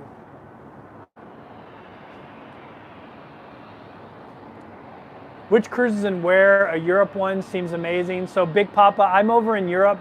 If you scroll back, you'll hear it all, but I'm over in Europe for a couple months. I'm gonna be on a comedians cruise, which is gonna be great. 7 days, nothing but comedians. Then I'm doing that's like a Baltic cruise, and I'm doing like a Scandinavian cruise. I'm doing a British Isle cruise. I'm doing a Mediterranean cruise. And all those I got for, $50, $60 a day because I got casino deals. How much time during a week do you spend on blogging and doing these videos? Not that much time. I should be doing more. I'm trying to figure out I'm trying to figure out how to do interesting content for cruises, for cruise content watchers. I'm still trying to figure it out. And to be honest with you, I haven't figured it out yet. And at some point, hopefully, I'm doing about a video a week and then a live stream a week. I'm hoping at some point to put out maybe 2 videos a week. That's my goal. I'm not there yet because I'm just trying to figure out what kind of content to do, how to do like content that focuses maybe on the cruise, stuff like that. So not 100%, not 100% on that yet. Not 100% on, or you asked how much time I spend on it. I'm only doing one video, so probably 10 or 15 hours. Every morning I wake up, I always answer questions. I've mentioned this earlier. I've probably gotten 200,000 comments in my YouTube career, and I've answered every single one of them. I've never missed a comment. What cruise ship are you on now? I'm on the Enchantment at Seas. Enchantment at Seas. Question, have you had any seasickness? No. I mean, I was in the Navy for 20 years, Kimberly. If I got seasick on a cruise ship, my buddies would never let me hear the end of it. Hey, we're 2 thumbs up away from 200 if you don't mind smashing that. Smashing that thumbs up.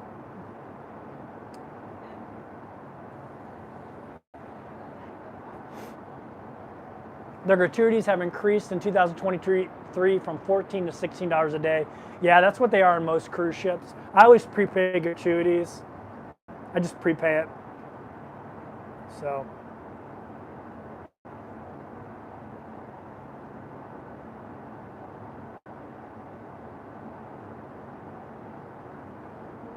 Kaylee, did you just gift a bunch of memberships again?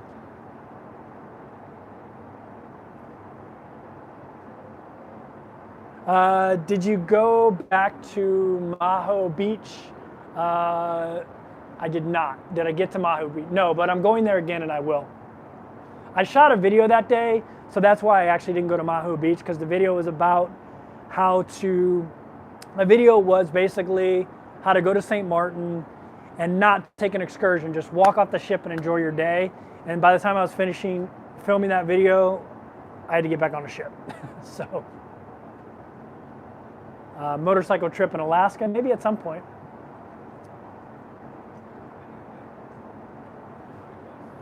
Kevin, and all your epic travels, oh no, you can come through, sorry. I'm not.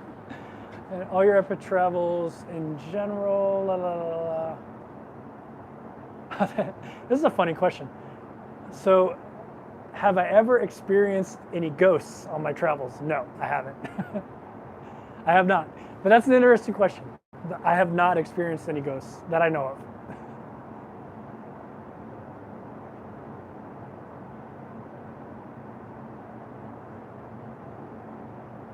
Are you getting alcohol package on these cruises? No, I do not drink very much. I don't drink enough to justify an alcohol package. In every analysis I have done of drink packages, I would have to drink 6 alcoholic beverages a day to break even, and there's no way that's probably ever gonna happen where I'm gonna drink 6 alcoholic beverages a day. I'm moving up. I usually just pay out of pocket if I have a drink. If I go to somewhere and I have a drink, I just pay out of pocket for the drink. I'm moving up Royal Caribbean.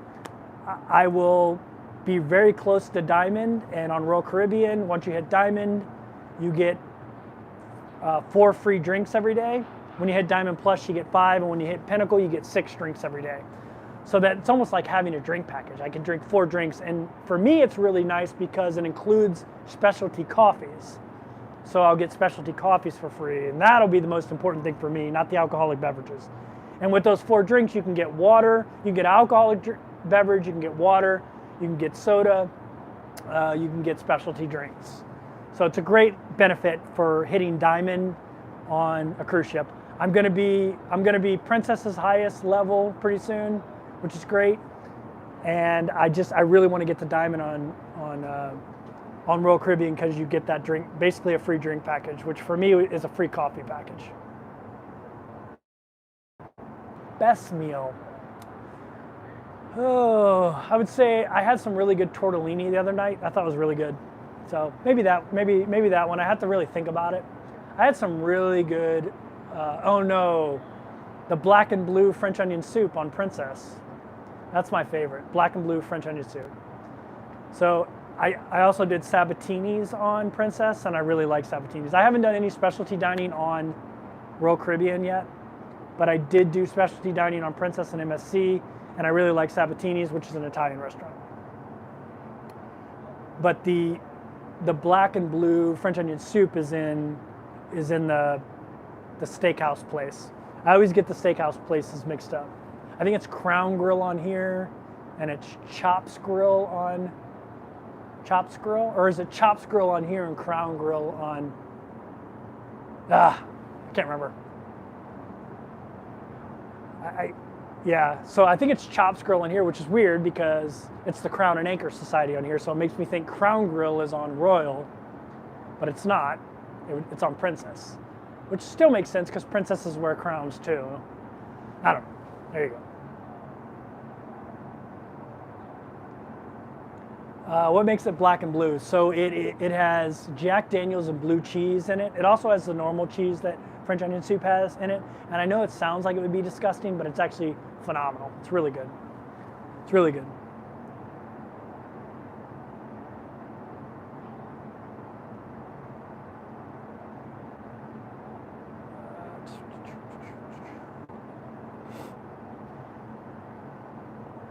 On Princess now, there is no coffee package. It is only 3 drinks to pay. I just did the analysis, but still probably not for you. Once Elite, it would be more drinks due to their benefits. Yeah, I have to look at that, Karen, figure it out again. Yeah, and I haven't done any math with the new thing. It sucks they got rid of the coffee package. I hope they bring it back. I hope enough people complain about it. They bring it back. That's really gonna suck. But I do tell people this about Princess. So Royal definitely has a much better long-term loyalty program. It's much longer. They have a lot more levels, and the benefits are really, really good for it that you get. They're really, really substantial, like 4 drinks, 4 drinks a day. But what Princess does is they give a ton of onboard credit for all different kinds of reasons. They give me onboard credit because I'm retired military. They give me onboard credit because I own stock. They give me onboard credit for a ton of different things. So, you'll always have some special deal where they give onboard credit as well. And then I do future cruise credits, which gives me onboard credit. So I always end up on Princess ships with $500 to $800 onboard credit. And so that's like having a drink package or a coffee package or all that kind of stuff. So while I would say Royal's loyalty program is definitely better, especially long term. Everyone else's you can get to the highest level pretty quickly, especially as a solo traveler. But Royal's is actually a pretty long runway, and once you get it to the diamond level, it's actually some pretty substantial benefits that you get, which is great. Even I'm only hitting their second level now. I just hit their second level, and then after this cruise, I'll hit their third level. Just at their second level, which I got to from doing 2 cruises, I get 50% off specialty drinks, specialty coffees, which for me is like awesome. So now the white chocolate mocha doesn't cost $4.50 anymore. It costs $2.25, which is a huge deal for me. So it's actually a real substantial benefit. Where Princess, I'm at their second highest level now, and I just got my real first benefit that I think substantial, which is half off internet. Where on Royal, at their highest level, you get completely free internet. But it takes a long time to get there. It's 700 cruise days, and for a solo cruiser, that would still be 350 cruise days. So, but you get something substantial right away when you get the diamond, which isn't too hard to get to. I'm almost diamond after this cruise.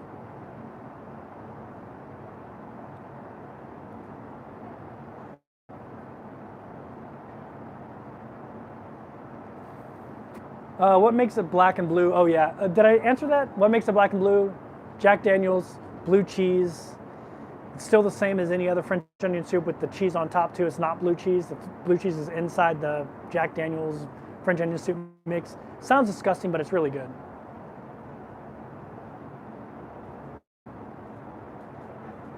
I've never cruised. Do you have some kind of buzzer horn for last call when the ship leaves?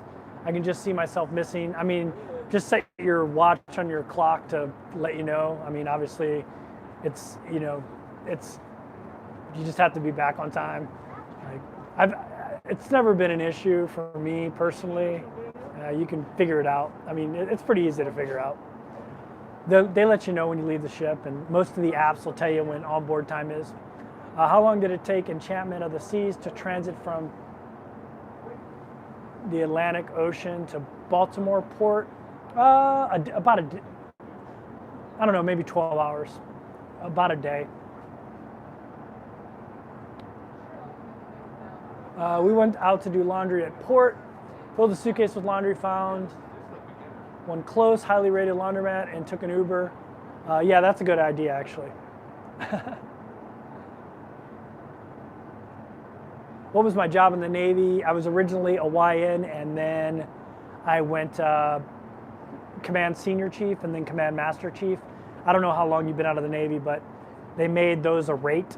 They made those a rate, CMDCS, CMDCM. So I cross-rated to CMDCS at the E8 level, and then at the E9 level, I was a CMDCM.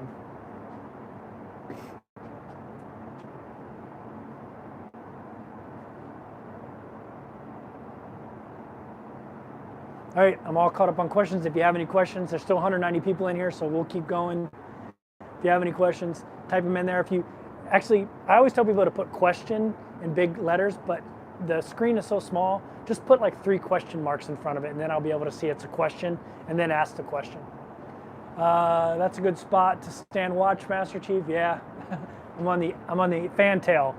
For those of you that know what that is, know what that Navy term means. When you buy in another camper van, I'm not sure, Kev, at some point, probably. I'd like to get a little Honda Element and have it built out. Drove to Chesapeake Bay Tunnel one time, scary as shit. Yeah, I've drove that many times, actually. I used to live in Norfolk. What kind of ship were you on in the Navy, and how close were you to the captain? I've been on tons of ships, frigates, aircraft carriers, LHs, LPDs, ton of shit. I was in 20 years, man. So a lot of ships. How close was I to the captain? I was the Command Master Chief. If you know anything about the Navy, you got the commanding officer, the executive officer, and the Command Master Chief. They're called the triad. They're the 3 leadership people, right? You have the commanding officer of the ship, the executive officer, which is his assistant that handles mostly the admin stuff, and then you have the Command Master Chief, which handles all the enlisted people, mostly discipline type stuff. So, yeah. So I was super close with a ton of commanding officers in my day because I was the Command Master Chief or Command Senior Chief as well on cruise ships. Are the buffets comparable to Vegas hotel buffets? Yeah, I would say probably. I would say on Sky Princess, the buffet is so huge there. It was amazing. One of the best buffets I've seen. But yeah, I would say they're comparable to Vegas. This ship's a little bit older. The buffet is kind of small, so.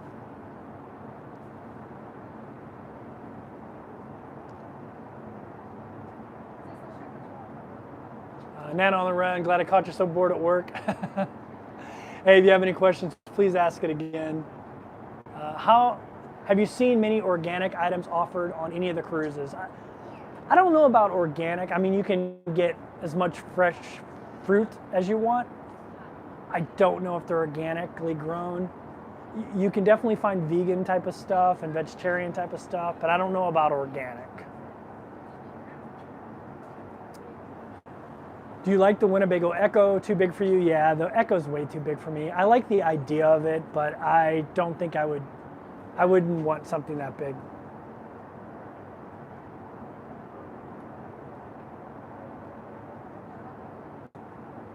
Agree that cruise lines need to get better with solo cruisers. Yeah, for sure. For sure. I thought that video was going to do better. It didn't do as good as I thought it was going to do. Make sure you call out man overboard on the sound-powered phone. I served on the USS John F. Kennedy in 89 to 93. Very cool. Very cool. I was never on the JFK, but I was on Abraham Lincoln, Ronald Reagan, Thomas Jefferson. One more carrier, but I can't remember which one it was.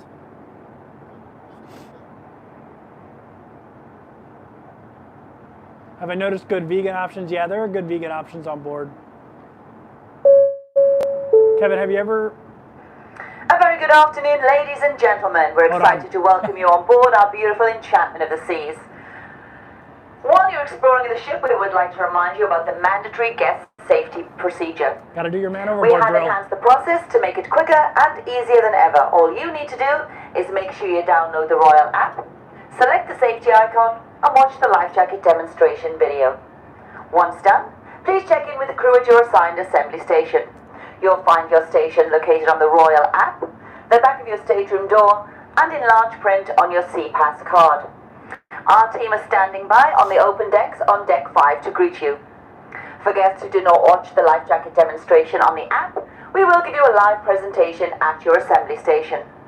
For children between the ages of 3 and 11 years old, youth safety wristbands can be found in your staterooms when they are open. If possible, have your kids wear the wristbands for the rest of the cruise. Remember, the sooner you check into your assigned station, the sooner you can get back to your vacation. Also, please be reminded that luggage delivery may be a little late. It may take up until 7 p.m. this evening. We will endeavor to do it as quickly as possible, of course. Also a reminder, we kindly ask you to thoroughly wash your hands before and after eating and when returning to or leaving your stateroom. Washing your hands is the very best way to prevent getting sick. Washy. If you feel like you might be under the weather, please do contact our medical team at 51, and our staff can give you an in-room checkup. Your safety and comfort during your time on board is of utmost importance to us. Have a wonderful cruise vacation, everyone. So on this cruise they had, on my last cruise on this ship, they had a GI breakout. Only like 5% of the passengers got it, but like 20% of the crew got it.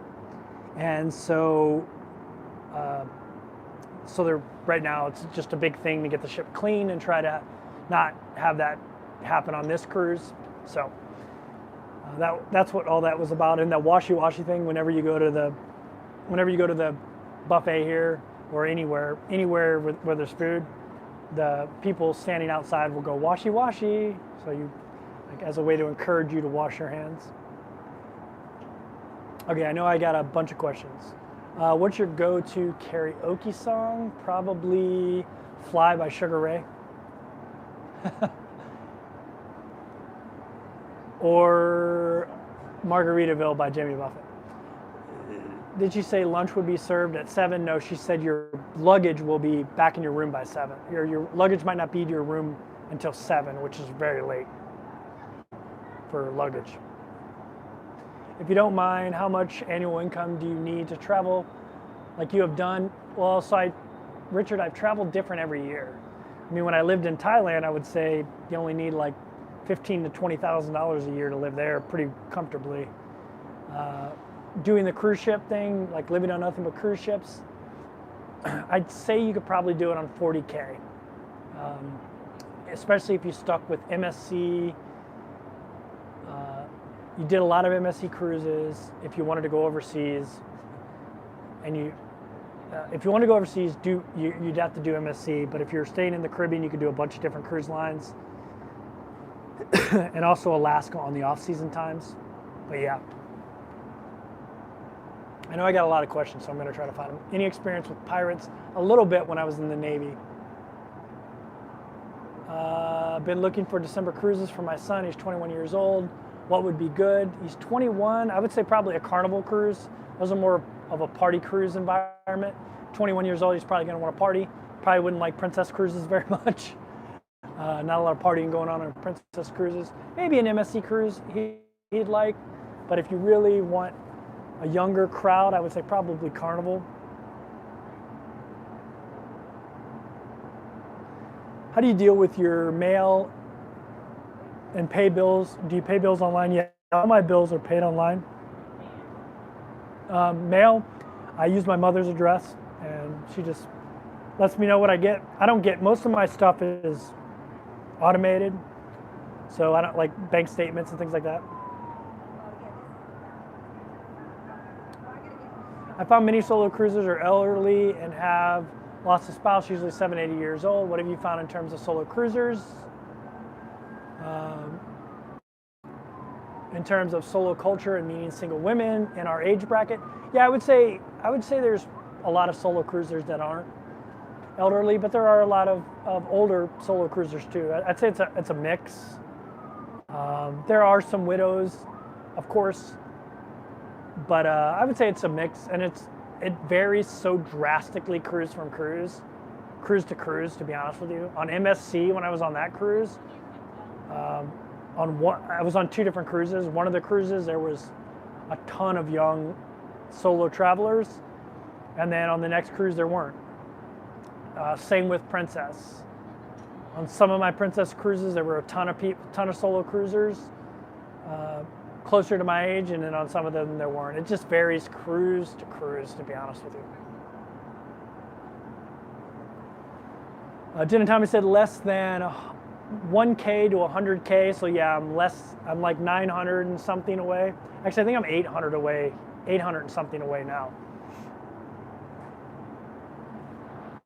Where will you put your plaque? So it'll be sent to my mother's house, and I'll have her take a picture of it, and I'll show you all the picture, and then I don't know where I'm gonna put it. I have no idea. I have no idea. So if you don't know, when you hit 100,000 subscribers on YouTube, YouTube sends you this silver play button plaque that celebrates you hitting 100,000 subscribers. And so I'm getting close, although like I'm down to like only getting like 20 subscribers a day, so it's probably gonna take another month or 2 to get there. But you never know with YouTube, it goes up and down. Right now, my #1 video, the past 48 hours has been a video I did in Thailand of an apartment tour. It's not my cruise videos, it's an apartment tour video. Yeah, so you just never know with YouTube, it's all up and down. If I missed your question, ask it again, please. We are doing a back-to-back in December. Do you have to do muster drills again for the cruise? It depends on the cruise lines. So on Princess, I never had to do muster drills again if I was back-to-back, but they have a really good system on there that connects your cruises and know that you're cruising back-to-back. Royal has not seemed to realize that with me, that I'm back-to-back. Since I'm switching rooms each of my cruises, and my muster station has changed. So it's really easy. You just watch a video on the app, and then you go down to your muster station and they scan your cruise card so that you know your muster station. The only place that muster was a pain in the ass was MSC. On Princess and Royal Caribbean, it's actually really simple, so not a big deal. So I'll just walk down to my muster station whenever I want, and they'll scan my card, and that's just saying I know where the muster station is. So for me, it's muster station 4 on deck 5. It'll be really easy peasy. Once I get done with this live stream, I'll go down there and do it. So, are they running short-staffed, or do they swap out staff somehow? So it doesn't seem like they're short on staff on this cruise ship, but this is a really small cruise ship. It's an older cruise ship. It's almost 30 years old, and a lot of the crew have been on here for a long time. They just like being on this ship, and so I haven't noticed it on here. On MSC Meraviglia, I definitely noticed a crew shortage. I didn't notice it on Sky Princess or Ruby Princess, but on my Ruby Princess cruise, there wasn't a lot of people on it. I mean, there was, but it was like only like 70% or something people. So maybe that's why it didn't seem short-staffed.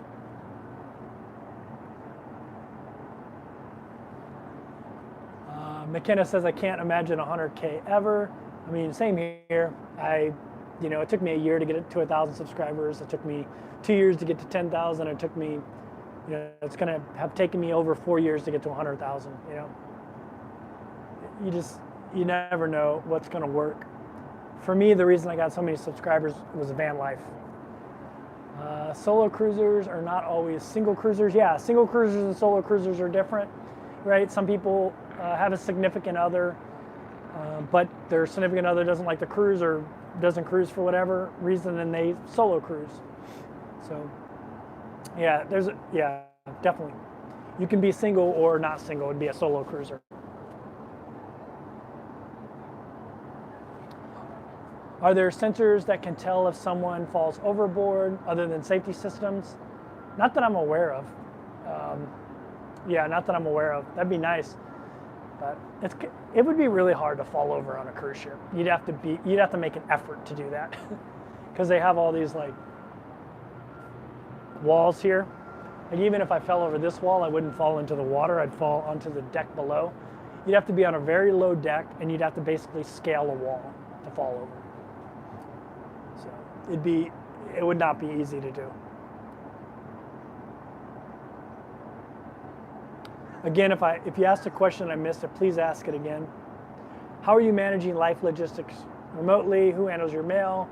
If you break your lanyard and you need another from Amazon, where do you go to? So all ships are going to sell lanyards, Jeffrey.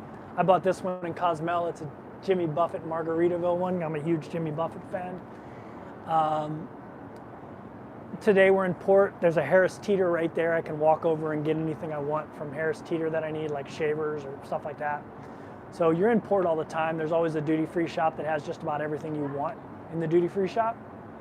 And so it's really not hard to resupply if you need to resupply. It's not difficult. When we pull into Port Canaveral, I'm probably going to go over to Best Buy and buy a new microphone, wireless microphone. So, yeah, it's not hard on cruise ships because you're always pulling into somewhere. So, and they actually have stores on board too. So you can buy toothpaste, you can buy almost anything that you forget at home, you can buy on the cruise ship. This cruise ship is going to be the death of me because they have, the 40 flavored jelly beans or whatever. So I get, I try not to get them, but then I'm laying in bed at night watching Mandalorian, and I'm like, damn, I wish I had some 40 flavored jelly beans, and then I go buy them, and I need a whole bag of them. So I actually wish they didn't have the stores. What port are you at, and where's your next destination? Asked Kevin. So I'm in Baltimore, even though it's nice and sunny today. It's nice. Almost feels like I'm in the Caribbean. And then we are headed to perfect day at Coco Key, stopping in Orlando, Florida first. Not Orlando, Cape Canaveral, Florida. And then Nassau. And then back here. Then I'm hopping on a plane down to Fort Lauderdale. And I'm hopping on the Caribbean Princess for a month. I'll be on Caribbean Princess. Para DJ will be on Caribbean Princess, one of the cruises that I'm on. So I'll get to see Para DJ. Chili Cruises was supposed to be on there, but unfortunately, he can't make it, so.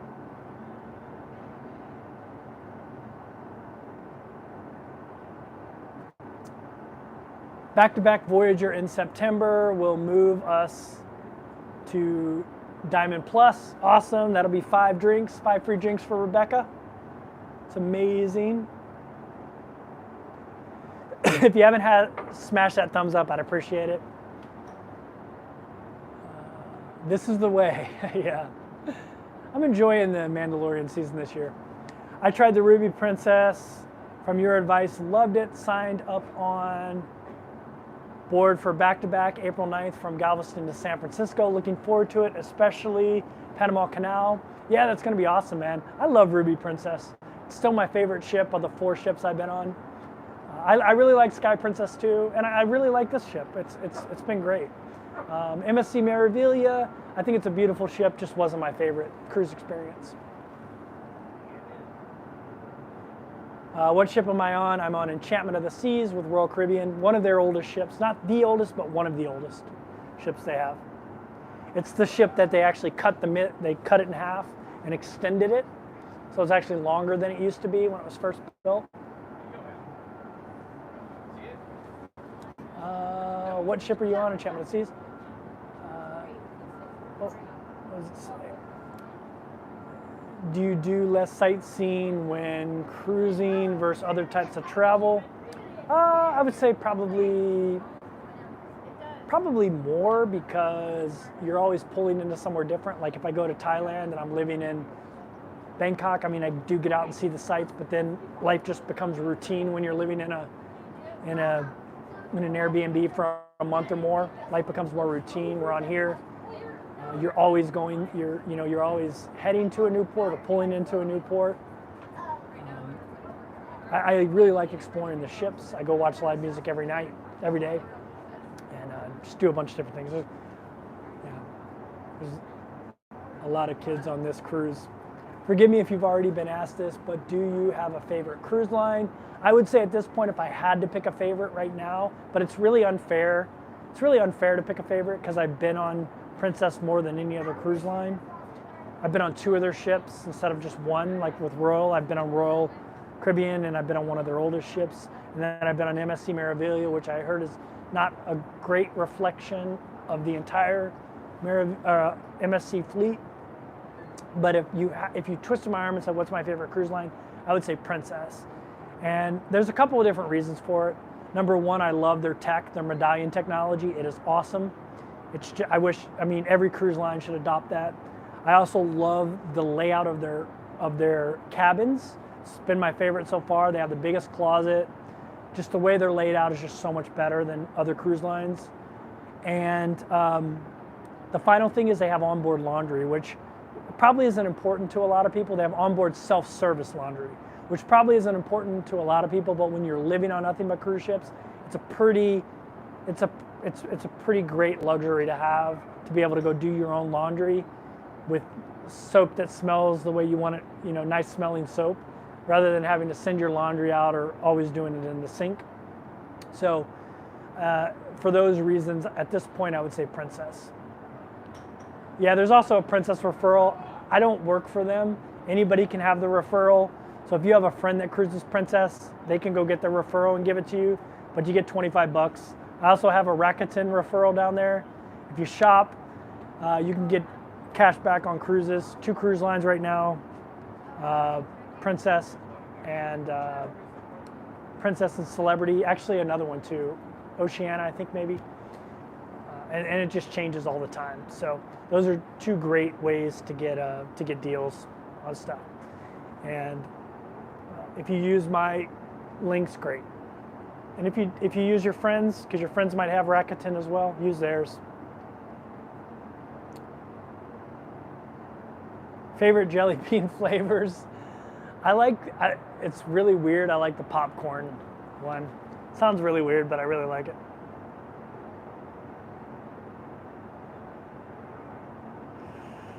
Ben says, hey bud, hope to see you on April 8th, Caribbean Princess. I'll be on there, man. That'll be my second. I'm doing 4 cruises. It's really 2 cruises, 2 14-day cruises, but the way Princess does it, it's 4 7-day cruises. So, and as a solo cruiser, that means I get 8 cruises out of it, which will make me elite on Princess. I will be the highest level on Princess. I'm doing so many Princess cruises over the next few months that I think at some point I will be, they always have this thing where they have the top 3 most cruised cruisers. And by the end of October, I will have something like 140 days on Princess. So I think I will, at some point, maybe I'll be one of the top 3 cruisers. I won't be number 1, probably not number 2, but I might squeak in as number 3 on some cruises. I'm super excited about that. I know that's a weird thing to be excited about, but can you stick around? Oh, can't stick around, says Legs, but good to see you enjoying cruise life. Thanks, man, I appreciate it.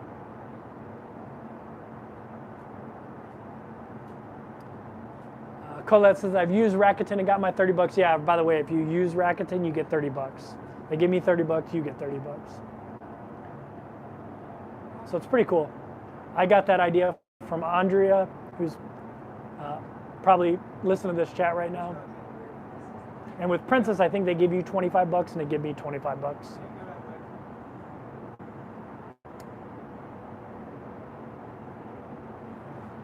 Jeff, I'll be boarding a Lure out of Galveston. Very cool. So I will be doing a new Royal Caribbean ship. I'll be doing one of the big ones, their Oasis class. I'll be on Symphony of the Seas when I get to Asia. And I might try to do one before then, but I'd have to cancel another cruise to do it because I really want to get to diamond level. And so I get my 4 free drinks every day. So I might fit another Royal Caribbean in there. NorCal Jen says, I love Discovery and Royal Princess. Yeah, I'm excited about getting on some more Princess cruises. I'll be on Sky Princess a lot coming up. I'll be on Grand Princess a lot. I'll be on Island Princess a lot. I will be on Regal? I'll either be on Regal or Royal. I can't remember, one of the ones with the R's. And then I'll be on, I think, Emerald or Enchanted Princess. One of those 2. One of the ones with the E. Best cruise ship so far. I really like Ruby Princess, which seems weird because it's like, I've been on Sky Princess, which is newer, but I like Ruby because it's their promenade deck. You can walk around the whole thing, and I really like that about it. But I really like Sky Princess too. Do you use the Unbound Moreno $30 gift for referring people? So Unbound Merino, they just give you 10% off, but the stuff's expensive, so you'll probably get more than 30 bucks off. And then they give me 10% as well. Everything I recommend that I do affiliate links with, I don't work for the company. It's affiliate links that anybody could get. And I just do products that I like. Like I have that collapsible water bottle that I really like. And I think if someone buys it with my link, I get like 30 cents out of it because it's not that expensive.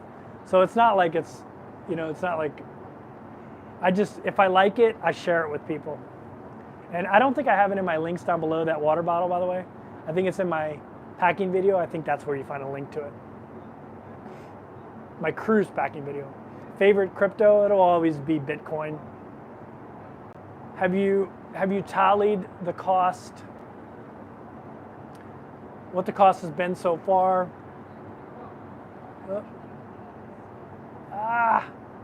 Have you tallied what the cost would have been so far if you didn't have all the discounts you have? Nana, I haven't got any discounts yet. I just started getting those, and it's been about $100. It's been about $100 to $110 a day. Oh yeah. Yeah, absolutely, absolutely. Have you ever thought about interviewing any of the crew, cruise director? Could be interesting. Yeah, I've thought about it. The crew can't really do interviews, but maybe I could convince a cruise director to do one. But the crew, most of them have gag orders where they're not allowed to for whatever reason. I don't know why. Most of them are under a corporate gag order. So can't really talk about stuff. So we'll see. I'm pushing to get Diamond Plus before Greenland cruise, so I can get laundry for free. Yeah, that'll be cool. Yeah, I'm just about to hit Elite on Princess, which gives me free laundry, but it's not as valuable on Princess because they have self-serve laundry. And I just rather do my own laundry, to be honest with you, because I wear a lot of merino wool and a lot of Lululemon, and you can ruin that stuff if you don't do it right. So I do have some like cotton shorts that I'll send out, but most of my shorts are Lululemon. I don't want them to ruin them. So laundry isn't that big of a deal for me on Princess. It probably would be on Royal Caribbean though. How do you afford a full-time cruise? So Rebecca, I actually make money on YouTube, believe it or not. It took 2 years to do it before I started making any money, but it actually almost fully funds my entire cruise. I'm also retired military, did 20 years, so I get a pension, and I have a bunch of rental properties and passive income, and I was just always a saver, and so yeah. But I'm very fortunate that my YouTube channel almost makes enough to cover my cruise expenses, which is great. When you stay on the same ship for 7 days, and you stay for another 7 days, does that mean you're repeating the same destinations? No. Like on this cruise, I'm doing an 8-day cruise, 12-day cruise, and 8-day cruise are all 3 different itineraries. When I'm on Caribbean Princess, I'm doing a 7-day Western, 7-day Eastern, and then there's like a 7-day that's going to like St. Thomas and stuff like that. And then I think maybe I repeat one of them, but I don't mind repeating the Western cruises, which is Cozumel, Roatan, sometimes Puerto Rico's in there, stuff like that. I don't mind doing those cruises again.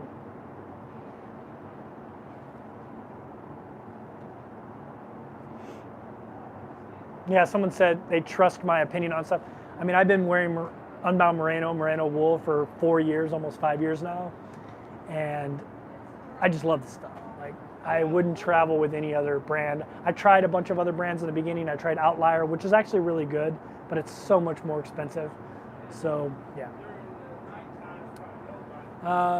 When do you go to the Mediterranean? So I leave the United States at the end of May, and I do what's called a fire and ice cruise. We're going to Iceland, and then we're going to Norway, all the Norwegian fjords, and then they drop me off in London, and then I'll do like a Baltic Sea, a Scandinavia, a British Isle, and then I'll do a Mediterranean cruise out of there.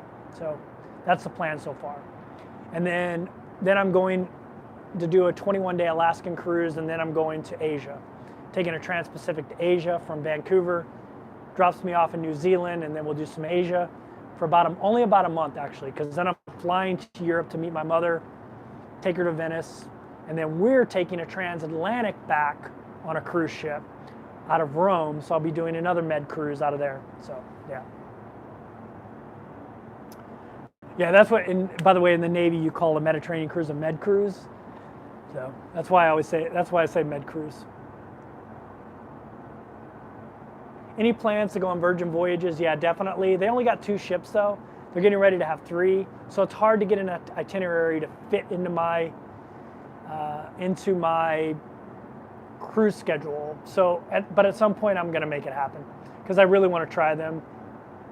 What are the best lines for solo travelers? So, asked Heather. So many have an expensive solo supplement. So I'm not gonna go on a tirade about solo supplement. But go to I got a channel all about how to find deals as a solo cruiser.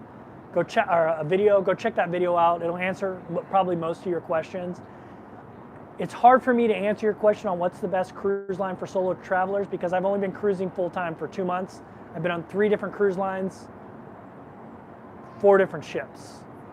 So I'm not I don't feel comfortable saying that. I haven't even been on Norwegian, which is supposed to be the best for solo cruisers. I will be on Norwegian soon in May, but I haven't been on them yet. So I'm not really a person to give you advice. But if you want to find affordable cruises for solo travelers, go to Cruise Plum, which is just a search engine. They're not a travel agent. Can't book anything through them. You can just search for cruises. And it's a great way to search for cruises as a solo cruiser, but also go check out my video about how to find cheap cruises for solos. And it'll answer all your questions, and it'll tell you why solo supplement, double occupancy is just a made up thing. Don't even focus on that. In that video, I tell you what to focus on, but I don't want to go, it'd be a long explanation on why. What has been your favorite destination while cruising, and also favorite destination you've been to in your life? It's always hard to answer because it just depends on my mood what my favorite is. Sometimes I'm in the mood for mountains and snow, and sometimes I'm in the mood to go surfing and good surf. Sometimes I'm in the mood for tropical jungle. Sometimes I'm in the mood for, it just varies. Sometimes I'm in the mood for great food, and that would be a different answer. So it's hard to pick up my favorite place of all time. I mean, I love Thailand. I bought a 20-year visa there. Obviously, if I'm going to spend that kind of money for a 20-year visa, obviously I like Thailand. My favorite port visit that we've done so far is probably maybe St. Croix or St. Martin, because you can just walk off the ship and be on some beautiful beaches. A lot of people don't like St. Croix because it's a super rocky beach, but that doesn't really bother me. So yeah, I'd say those places. Someone said khao soi. That's my favorite food, my favorite meal. Yeah. Oh, you guys can walk through. I'm just.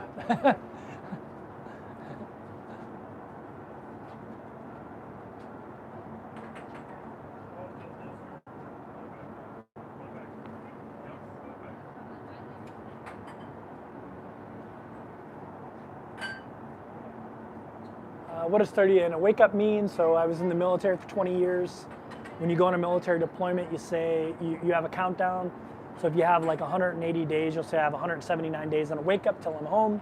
When I first started this channel, I lived in a different country every 30 days. So every 30 days on a wake up, I live somewhere else. That's the genesis of the name. Doesn't make a lot of sense now, but that's where it comes from. What is your favorite destination while cruising? Oh, I answered that.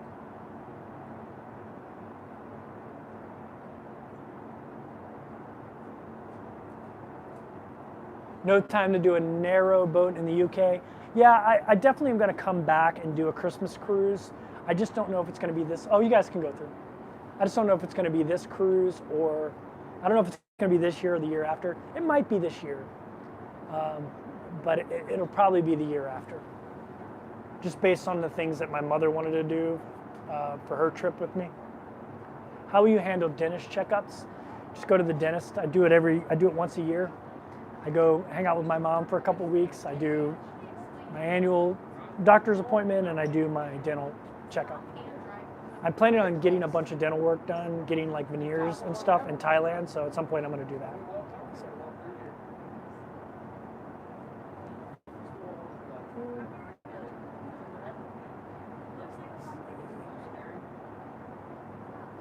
Yeah, you can go back there. Yeah, you can.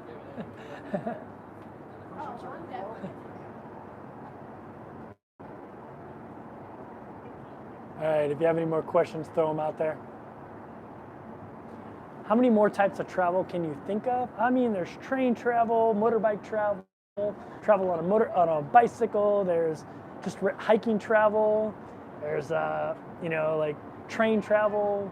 Ton of stuff. Just living in Airbnbs. Just going and living in a different country. I don't know.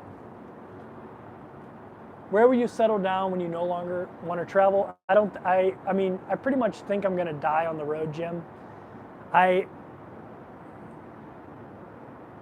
did 6 months in St. Louis recently because I had a health issue that I had to get taken care of, and I'm fine, don't worry. But I signed a lease for 6 months. I hated it. And that was just a 6-month lease. Like, I hated being stuck in the same place, even though I had a beautiful view of the St. Louis Arch and just gorgeous view. I could walk to the ballpark. Because I'm retired military, I could go to the ball games for free. It was awesome. But I need new surroundings, and I just don't ever see that going away. And so I'll travel until I'm not physically able, and then maybe I'll just live on cruise ships, right? Or hopefully I just travel and, go peacefully in the night in some exotic location someday. So I don't think that's ever going to happen, but who knows? Maybe it does. You're such a celebrity now. You stop people in their tracks. Well, they're just stopping because there's a gate here, right? Because they shut that gate when they're doing the tours, and then there's a little small gate over here. But when you're looking around the corner, it doesn't look like you can go through, but you can. It's the rock climbing wall, by the way. And then when people see this camera, they think I'm filming a video or something, so they feel weird about coming through. But yeah, I'm not a celeb.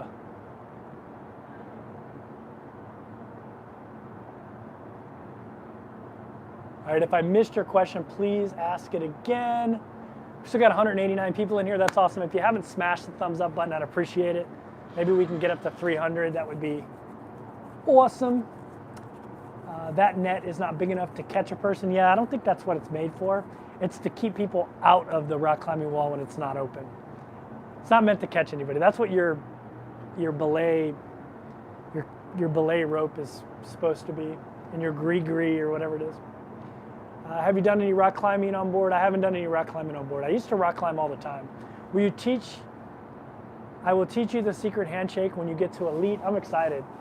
Yeah, I will be elite on Princess, which is their highest level, after my next cruise. And so I will head over to Europe, and I'm doing a ton of Princess. And so I will be elite.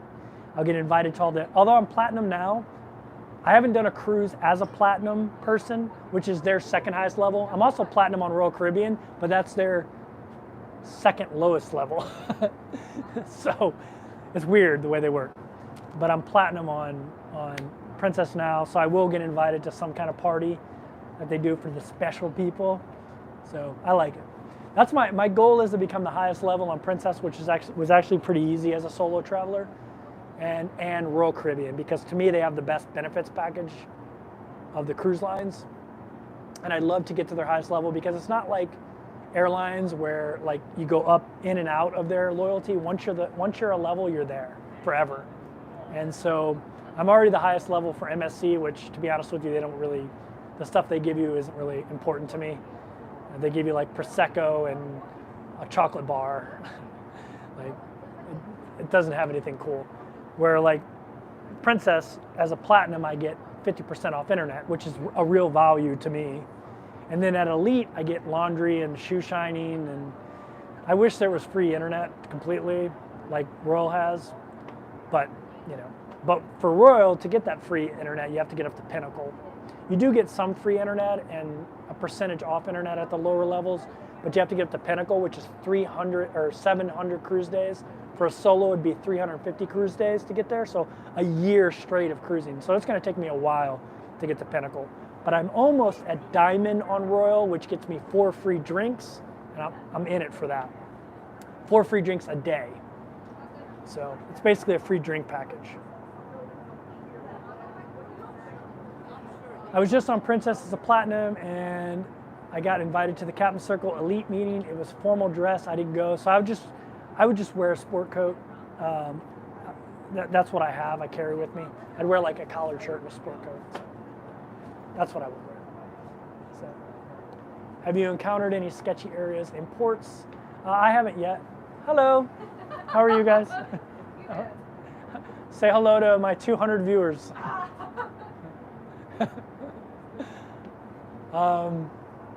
What's the next question? Have you ever encountered any sketchy areas in ports? I haven't yet. When I was walking through,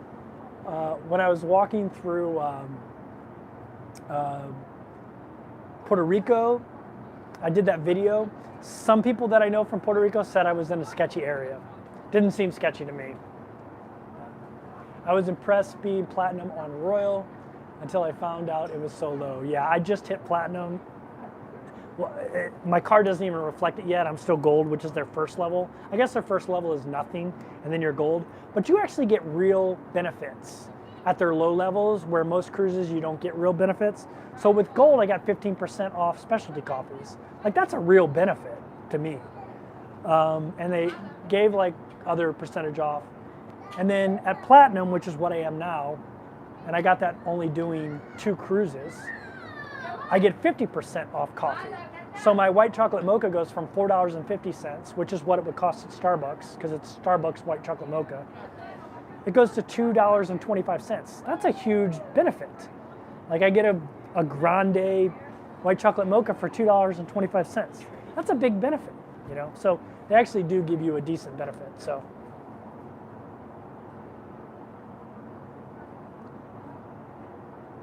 So that's one thing I like about Royal Caribbean is their levels are real. Like, you get some really cool shit at almost, I just said SHIT. You get some really cool stuff at, I'm going to have to label this not for kids. You get some really cool stuff at low levels, where most cruise lines you don't get anything good at low levels. But with Royal you do. Like, my next level is Ruby. I don't think I get anything. Maybe I get like 15% off internet at Ruby, or 10% off. But then I'll be really close to Diamond. After my next cruise, I'll probably be Diamond, and then I get 4 free drinks a day, and that's a real. I mean, it's for alcohol. It can be coffees. It can be soda. It can be water. So every single day I will get 4 free, and that's a real benefit. And you can get there pretty quick.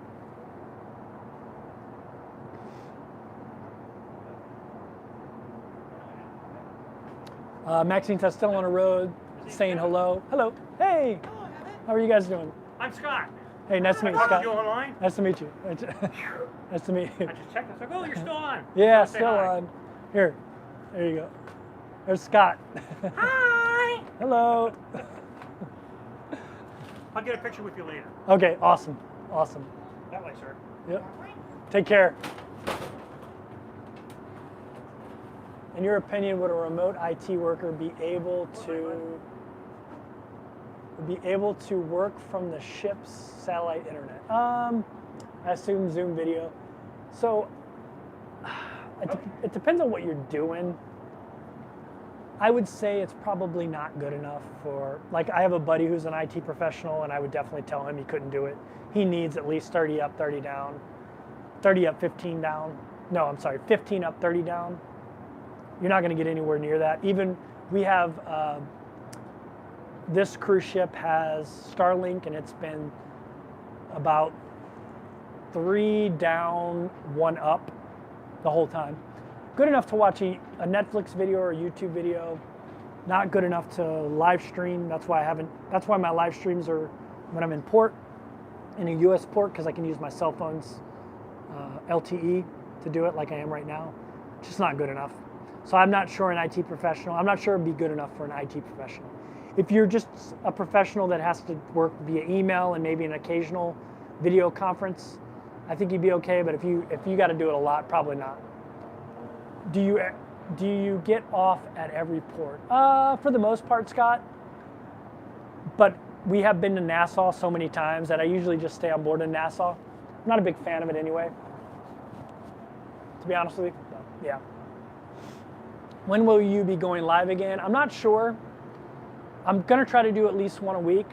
So it's usually gonna be on change days. We are in Port Canaveral on Sunday, but my goal is to put out a video on Sunday. I don't know if I'll be done with it yet by then. So I probably won't do a live stream on Sunday, but that would be a smart day to do a live stream actually. That'd be a smart day to do one because it'd be more people. So maybe I'll do one on Sunday, but if not, it won't be until a little bit over a week from today. I'll probably do it the day I board Caribbean Princess. Or maybe I'll do it from the hotel the night before.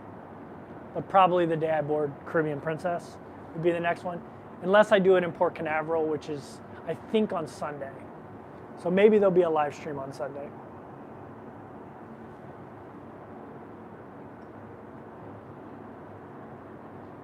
Yeah, Kimberly, I think it is possible to work on ships especially if you're working via email. Email's fine. Email works great.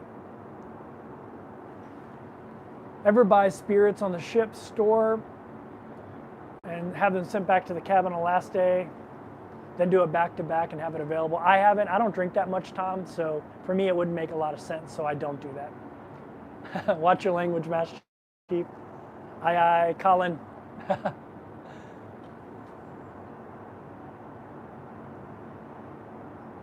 Jen and Tommy, so glad we caught your live stream. Thanks for stopping in here, guys. Check out their YouTube channel, by the way. A very good afternoon again, ladies and gentlemen. Welcome to your vacation. So, A reminder while you're exploring turned the around ship, we'd like to talking. remind you about the mandatory I don't know guest how safety quiet briefing procedure. or how you'll be We able to have hear me. enhanced the process to make it But quicker someone and talked about the easier than Diamond ever. Lounge. I've never All been you in the need to Diamond do is Lounge, make but sure I'm you download excited the about Royal it. app, select the safety icon and watch the life jacket demonstration video. Once done, please check in with the crew at your assigned assembly station, which is already open on the open deck on deck number 5, and our team is standing by. You'll find your station on the Royal app, in large print on your SeaPass card, and for guests who do not watch the life jacket demonstration on the app, we will give you a live presentation at your assembly station. We would like to thank those guests who have already attended. For children ages between 3 and 11 years old, youth safety wristbands will be found in your staterooms when you're available to get in. If possible, please have your children wear the wristbands when they are arranging around the ship. Remember, the sooner you check into your assigned station, the sooner you can get back to your vacation. And don't forget to check the safety page on the Royal Caribbean app for more information. We also kindly ask you to thoroughly wash your hands before and after eating, and when you're returning to or leaving your stateroom. Washing your hands is the very best way to prevent getting ill. If you feel like you may be under the weather, please feel free to contact our medical team by dialing 51, and our staff will come and give you an in-room checkup. Your safety and comfort during your time on board is most important to us, and we wish you a wonderful vacation. Alrighty. In the Navy, we call that a 1MC announcement. So they're doing 1MC announcements. Kimberly said, is the gym on board good? Yeah, this is the smallest gym that I've seen on a cruise ship, but it's really nice. It's actually right behind me here, but the windows are tinted, so you can't really see in. It's got a ton of machines, a ton of free weights, a little area for yoga type of stuff. It's a great, even though it's smaller than most of the ships I've been on, it's really nice. Plenty of equipment, and it's never packed. Yeah, Jake said, hey Jake, what's going on, man? Me and Jake, both retired Master Chiefs. Actually, are you retired yet, Jake? You might not be retired yet. Why does my mind can't remember if you're retired yet or not? But if anything, Master Chief, right? You're diamond on MSC. Yeah, I'm the highest level on MSC. You just don't get a lot of stuff. My husband, Brian, was stationed in Hawaii with you. We really enjoyed watching. Oh, your husband is Brian Adams. Very cool. Yeah, me and Brian were on the USS Reuben James together. We were enjoying watching your travels and love cruising too. Oh, that's so cool, Amy. I've seen you comment before. I knew a girl in high school named Amy Adams, so I thought maybe you were her. But that's funny. It's crazy what a small world it is. But yeah. His name is Brian Adams, by the way. He probably hates hearing like the singer. But yeah, we were on the USS Reuben James together. And then, of course, Jake's in here. Me and Jake were at VFA 34 together.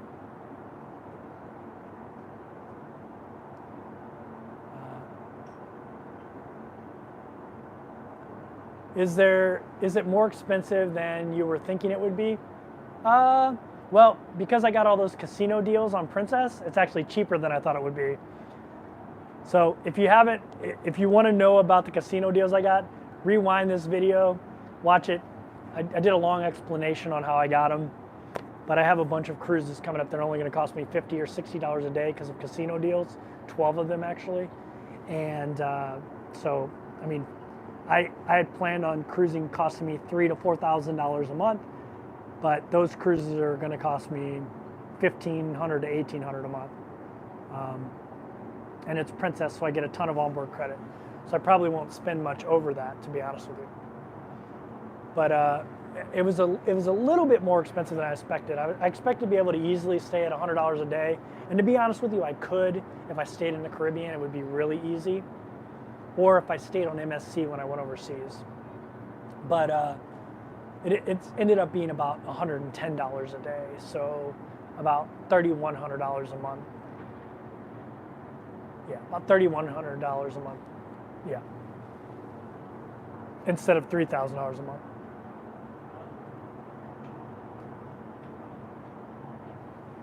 Yeah, that's exactly what I was thinking of. Michael Bolton on Office Space.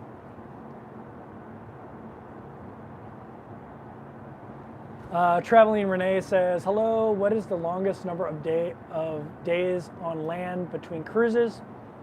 So far it's only been 1 day. That's my longest. I've only had 2 days like that so far. When I go over to Southampton, I have 2 days between, I switch cruise ships. I go from Island Princess to Sky Princess, and there's 2 days in between those cruises. So I'll be in Southampton for 2 days. I just found out that Benny Hill is buried in Southampton. So I'm super excited to go and take a selfie at Benny Hill's grave, as morbid as that sounds. When I was a kid, I used to wake up at night and try to watch Benny Hill.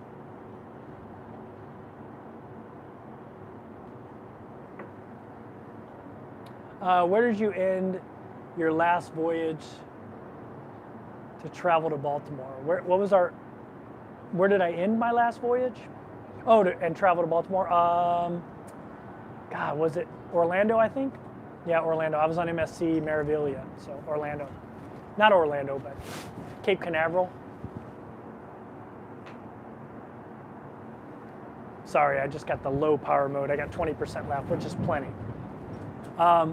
Yeah, I was out of Port Canaveral, so I flew from Orlando to Baltimore. Kevin, is it a guarantee that you'll be exploring a Disney cruise sometime this year? It's not a guarantee that I'll be doing a Disney cruise, but I'm definitely going to do a Disney cruise. I have a friend, she's also retired Navy, and she does nothing but Disney cruises, and she says I need to go on a Disney cruise, and so I might try to team up with her and go on one, because I would feel really weird.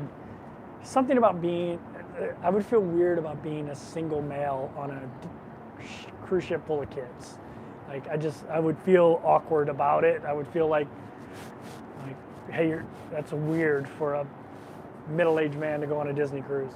So I would have to go with somebody, maybe my nieces and nephews or my friend that goes on them all the time, but I would feel weird about it.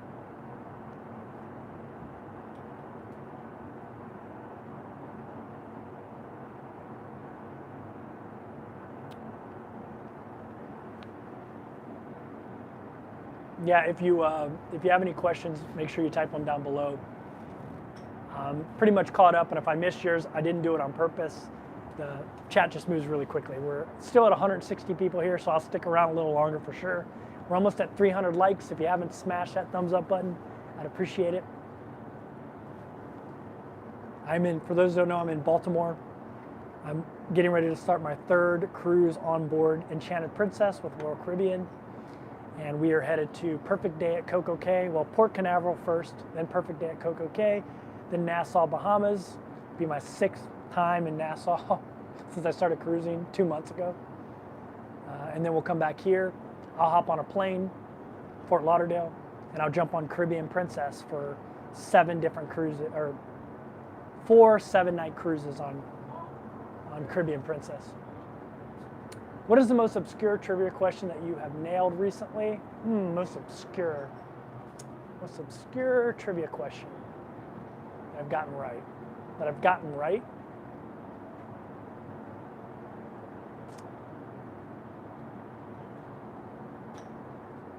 What, on The Office, what did Prison Mike say was the worst thing about prison? See if anybody knows the answer to this. On the show The Office, what did Prison Mike say was the worst thing about prison? I got this right.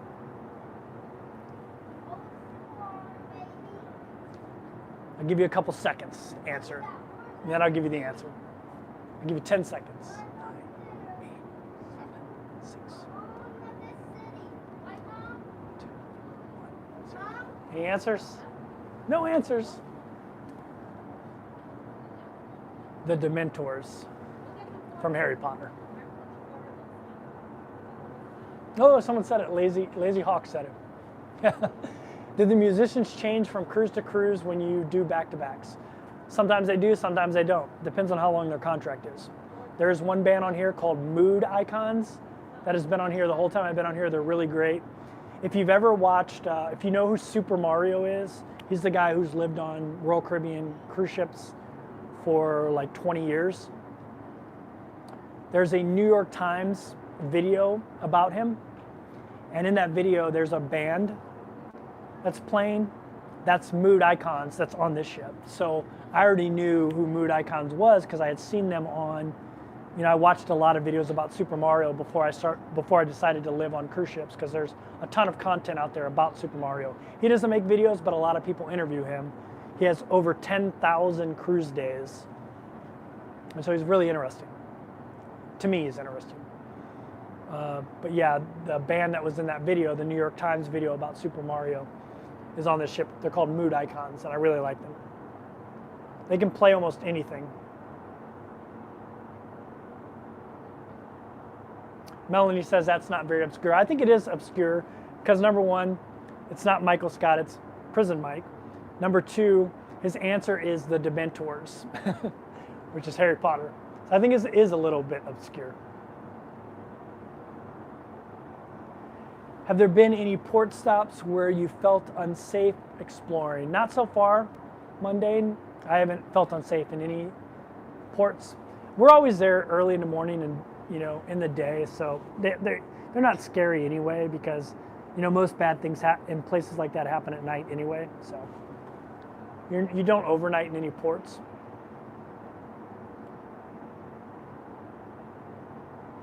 I've been researching using Cruise Plum. Once you find a deal, are you going direct to the cruise line website to secure the deal? Are you successful in getting the exact deal?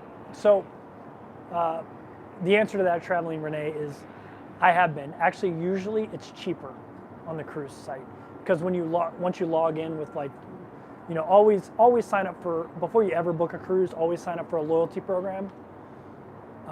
Because sometimes there'll be better deals because you're involved in that loyalty program. And then if you have different things that you get discounts for, like maybe you're a teacher, first responder, retired military like me, and so like with Royal Caribbean, I get 5% off cruises. With Norwegian, I get 10% off. So a lot of times it will not only be, it won't be cheaper for those reasons, but a lot of times it will be cheaper for those reasons. But it'll be cheaper because of my loyalty status or something like that. So sometimes it's cheaper. I've never actually seen it where it's more. I've only seen it where it's the same price or cheaper. And on Cruise Plum, it includes gratuities, which I think is a great tool as well.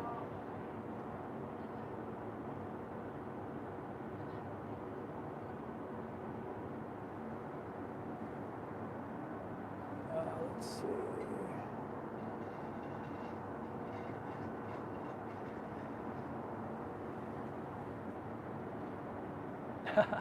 The world's most popular sticker. That's true. But no one else got it right but me. So it must be kind of obscure.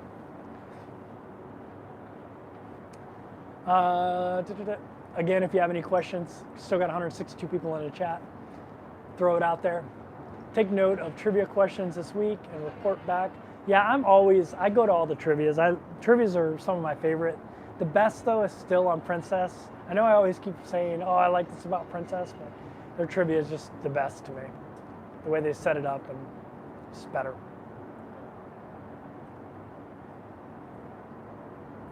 Apparently your specialty is Prison Mike. Yeah. First time since cruising mode. First time in since cruising mode.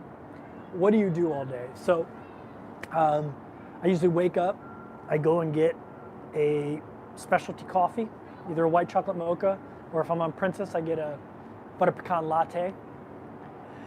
And I'll usually answer YouTube comments. Do you want specifics? You want this specific?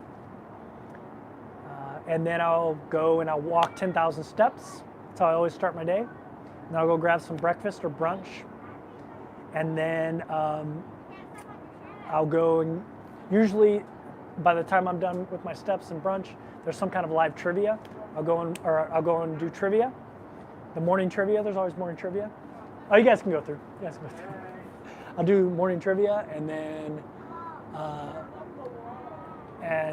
usually that's when live music will start too. So I'll go and I'll hit up some live music, watch some live music. On Princess, I'll go up to the. Sometimes I'll go to the. I'll go up topside because we'll have movie day. Watch whatever movie's on board if I like it. Outside, and then maybe I'll go to the pool or the hot tub, and then I'll go do lunch. And after lunch, I'll usually go watch some live music. A lot of times at that time, there's enrichment lectures, so there'll be enrichment lectures on the next port. Usually they're around 1 o'clock. So I'll go watch an enrichment lecture maybe, learn more about the area that I'm going to. And then I'll go watch some more live music, and then I'll go eat dinner. And then a lot of times there'll be a show. Actually, every day there's some kind of show or comedian. I'll go watch a show or comedian. And afterwards, I'll go to like the jazz lounge or some other live music venue, and I'll watch live music. And then I'll go to bed. And then the next day, I'll do something similar. So it's a pretty good life.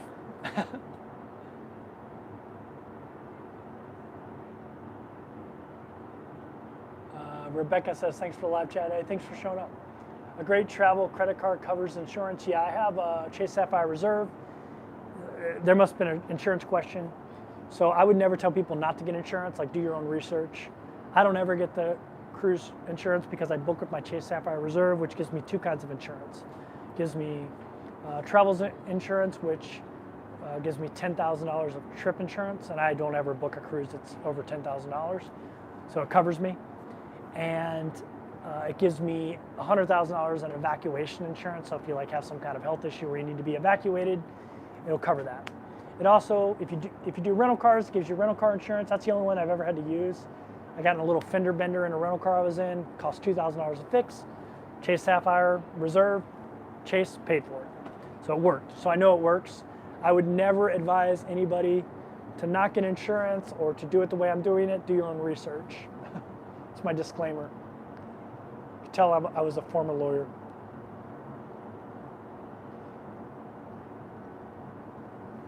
How do you afford to travel full time? So I've been doing YouTube for over 4 years now, Mr. T, and it took me 2 years to earn any money on YouTube, but now I earn enough money to basically pay for all my cruising. It doesn't pay 100% of it, but it pays for a lot of it. I'm also retired military, did 20 years, so I get a pension, and I have rental properties and a lot of dividend income from investments. I invested my whole life, savings. I never dip into savings or investments or anything like that. I basically created myself a job with YouTube, and so I make YouTube videos. Yeah.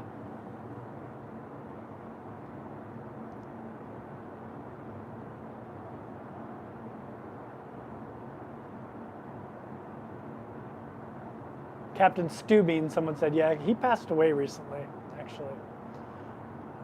Let's see.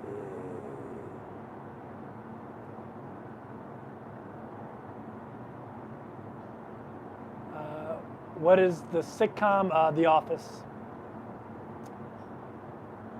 What are your bucket list travel destinations? So Antarctica, Galapagos, Easter Island. Galapagos, Easter Island. Base camp.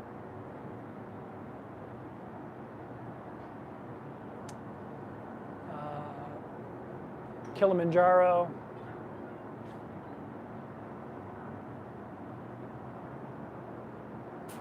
Yeah, those are on my bucket list right now. I've been to Machu Picchu. If you go back and watch my old videos, you'll see me hike King's Trail to Machu Picchu.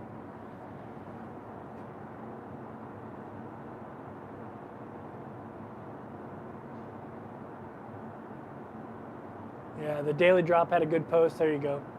How long were you a lawyer after getting out of the military? I'm also thinking about going to law school. I'm graduating with the GI Bill. So I'm still a lawyer. I'm still barred in New York. So I've been a lawyer. I got barred in 2018. I graduated law school in 2018. By 2019, I was traveling full time. So that gives you an indication. I was temporarily barred into DC my final year of law school because I did a juvenile justice clinic and I represented juveniles. So I like to say 2 years, but I was officially barred for 1 year, other than that temporary bar in DC. But I'm still barred in New York, so I've been barred since 2018. Or maybe it was early 2019 when I actually got barred. I passed the bar in 2018, but I don't think I got admitted into the bar until 2019. But maybe it was late 2018, I can't remember.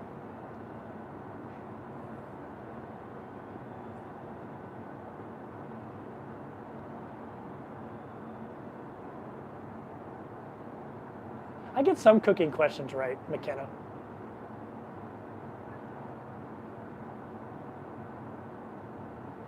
I was not able to get a balcony price on Cruise Plum. Still trying and failing. Oh. But all other classes matched, booked window. Thanks for the Cruise Plum recommendation. Yeah, I love Cruise Plum. It's my favorite search engine. Questions, am I gay? Nope, I'm not gay, Scott. I'm straight.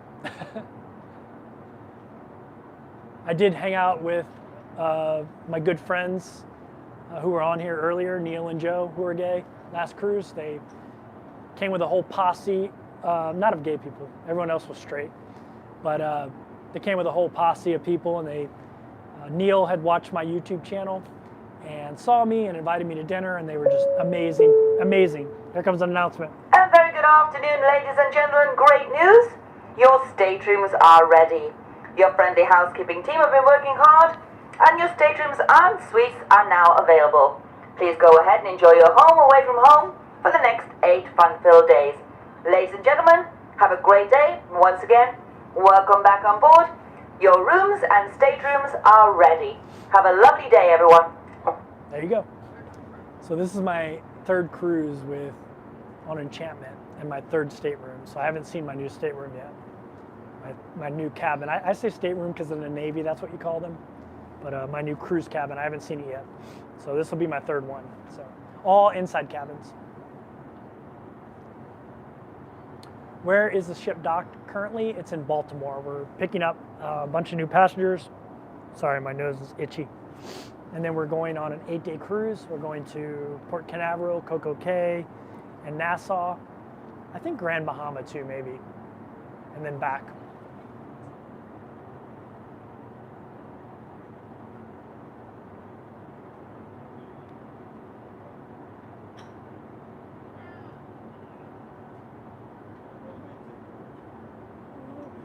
How do you manage to get a stable internet connection? It is very spotty.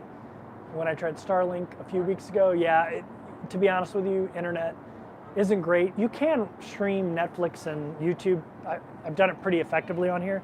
Uploading a video takes a long time. That's why a lot of my videos are in HD and not 4K. I edit everything in 4K, but a lot of times, especially if they're just educational videos where there isn't a lot of like it's not a beautifully shot video, then I'll just put it out in 1080. Sorry, low power mode came on. Yeah, it takes a while for me to upload a video.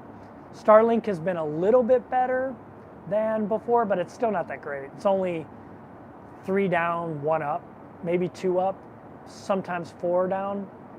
But it hasn't been that great, to be honest. I'm not impressed with Starlink yet. Do you always book inside cabins? For the most part, I don't spend that much time in my cabin. So for me, it's just a place to sleep, so I don't really care. My next cruise, I think I have a balcony. I got upgraded to a balcony. We'll see. I didn't do anything for it. I think because I'm a higher tier now with Princess, I get like priority for that stuff, I think now. So. I got 160 down in Vision of the Seas, but not all the time. 160 down? Wow, that's nuts. Yeah, it's 3 down on here. 3 or 4 down. All right, guys, I think I only got 10% battery life yet. So I am going to call it a live stream. Thanks everyone for showing up. If you don't mind smashing that thumbs up on the way out. I'm almost at 300. It'd be amazing to leave with 300. But thanks everyone for stopping by. I might do a live stream Sunday. I'm not promising it, but I think we're in Port Canaveral. So I might do a live stream Sunday. It depends on whether or not I get this video I filmed recently done. But yeah, thanks everyone who stopped by. Thanks for all the super chats this live stream and all the new channel members. Yeah, thank you. Have a good day. See you next live stream.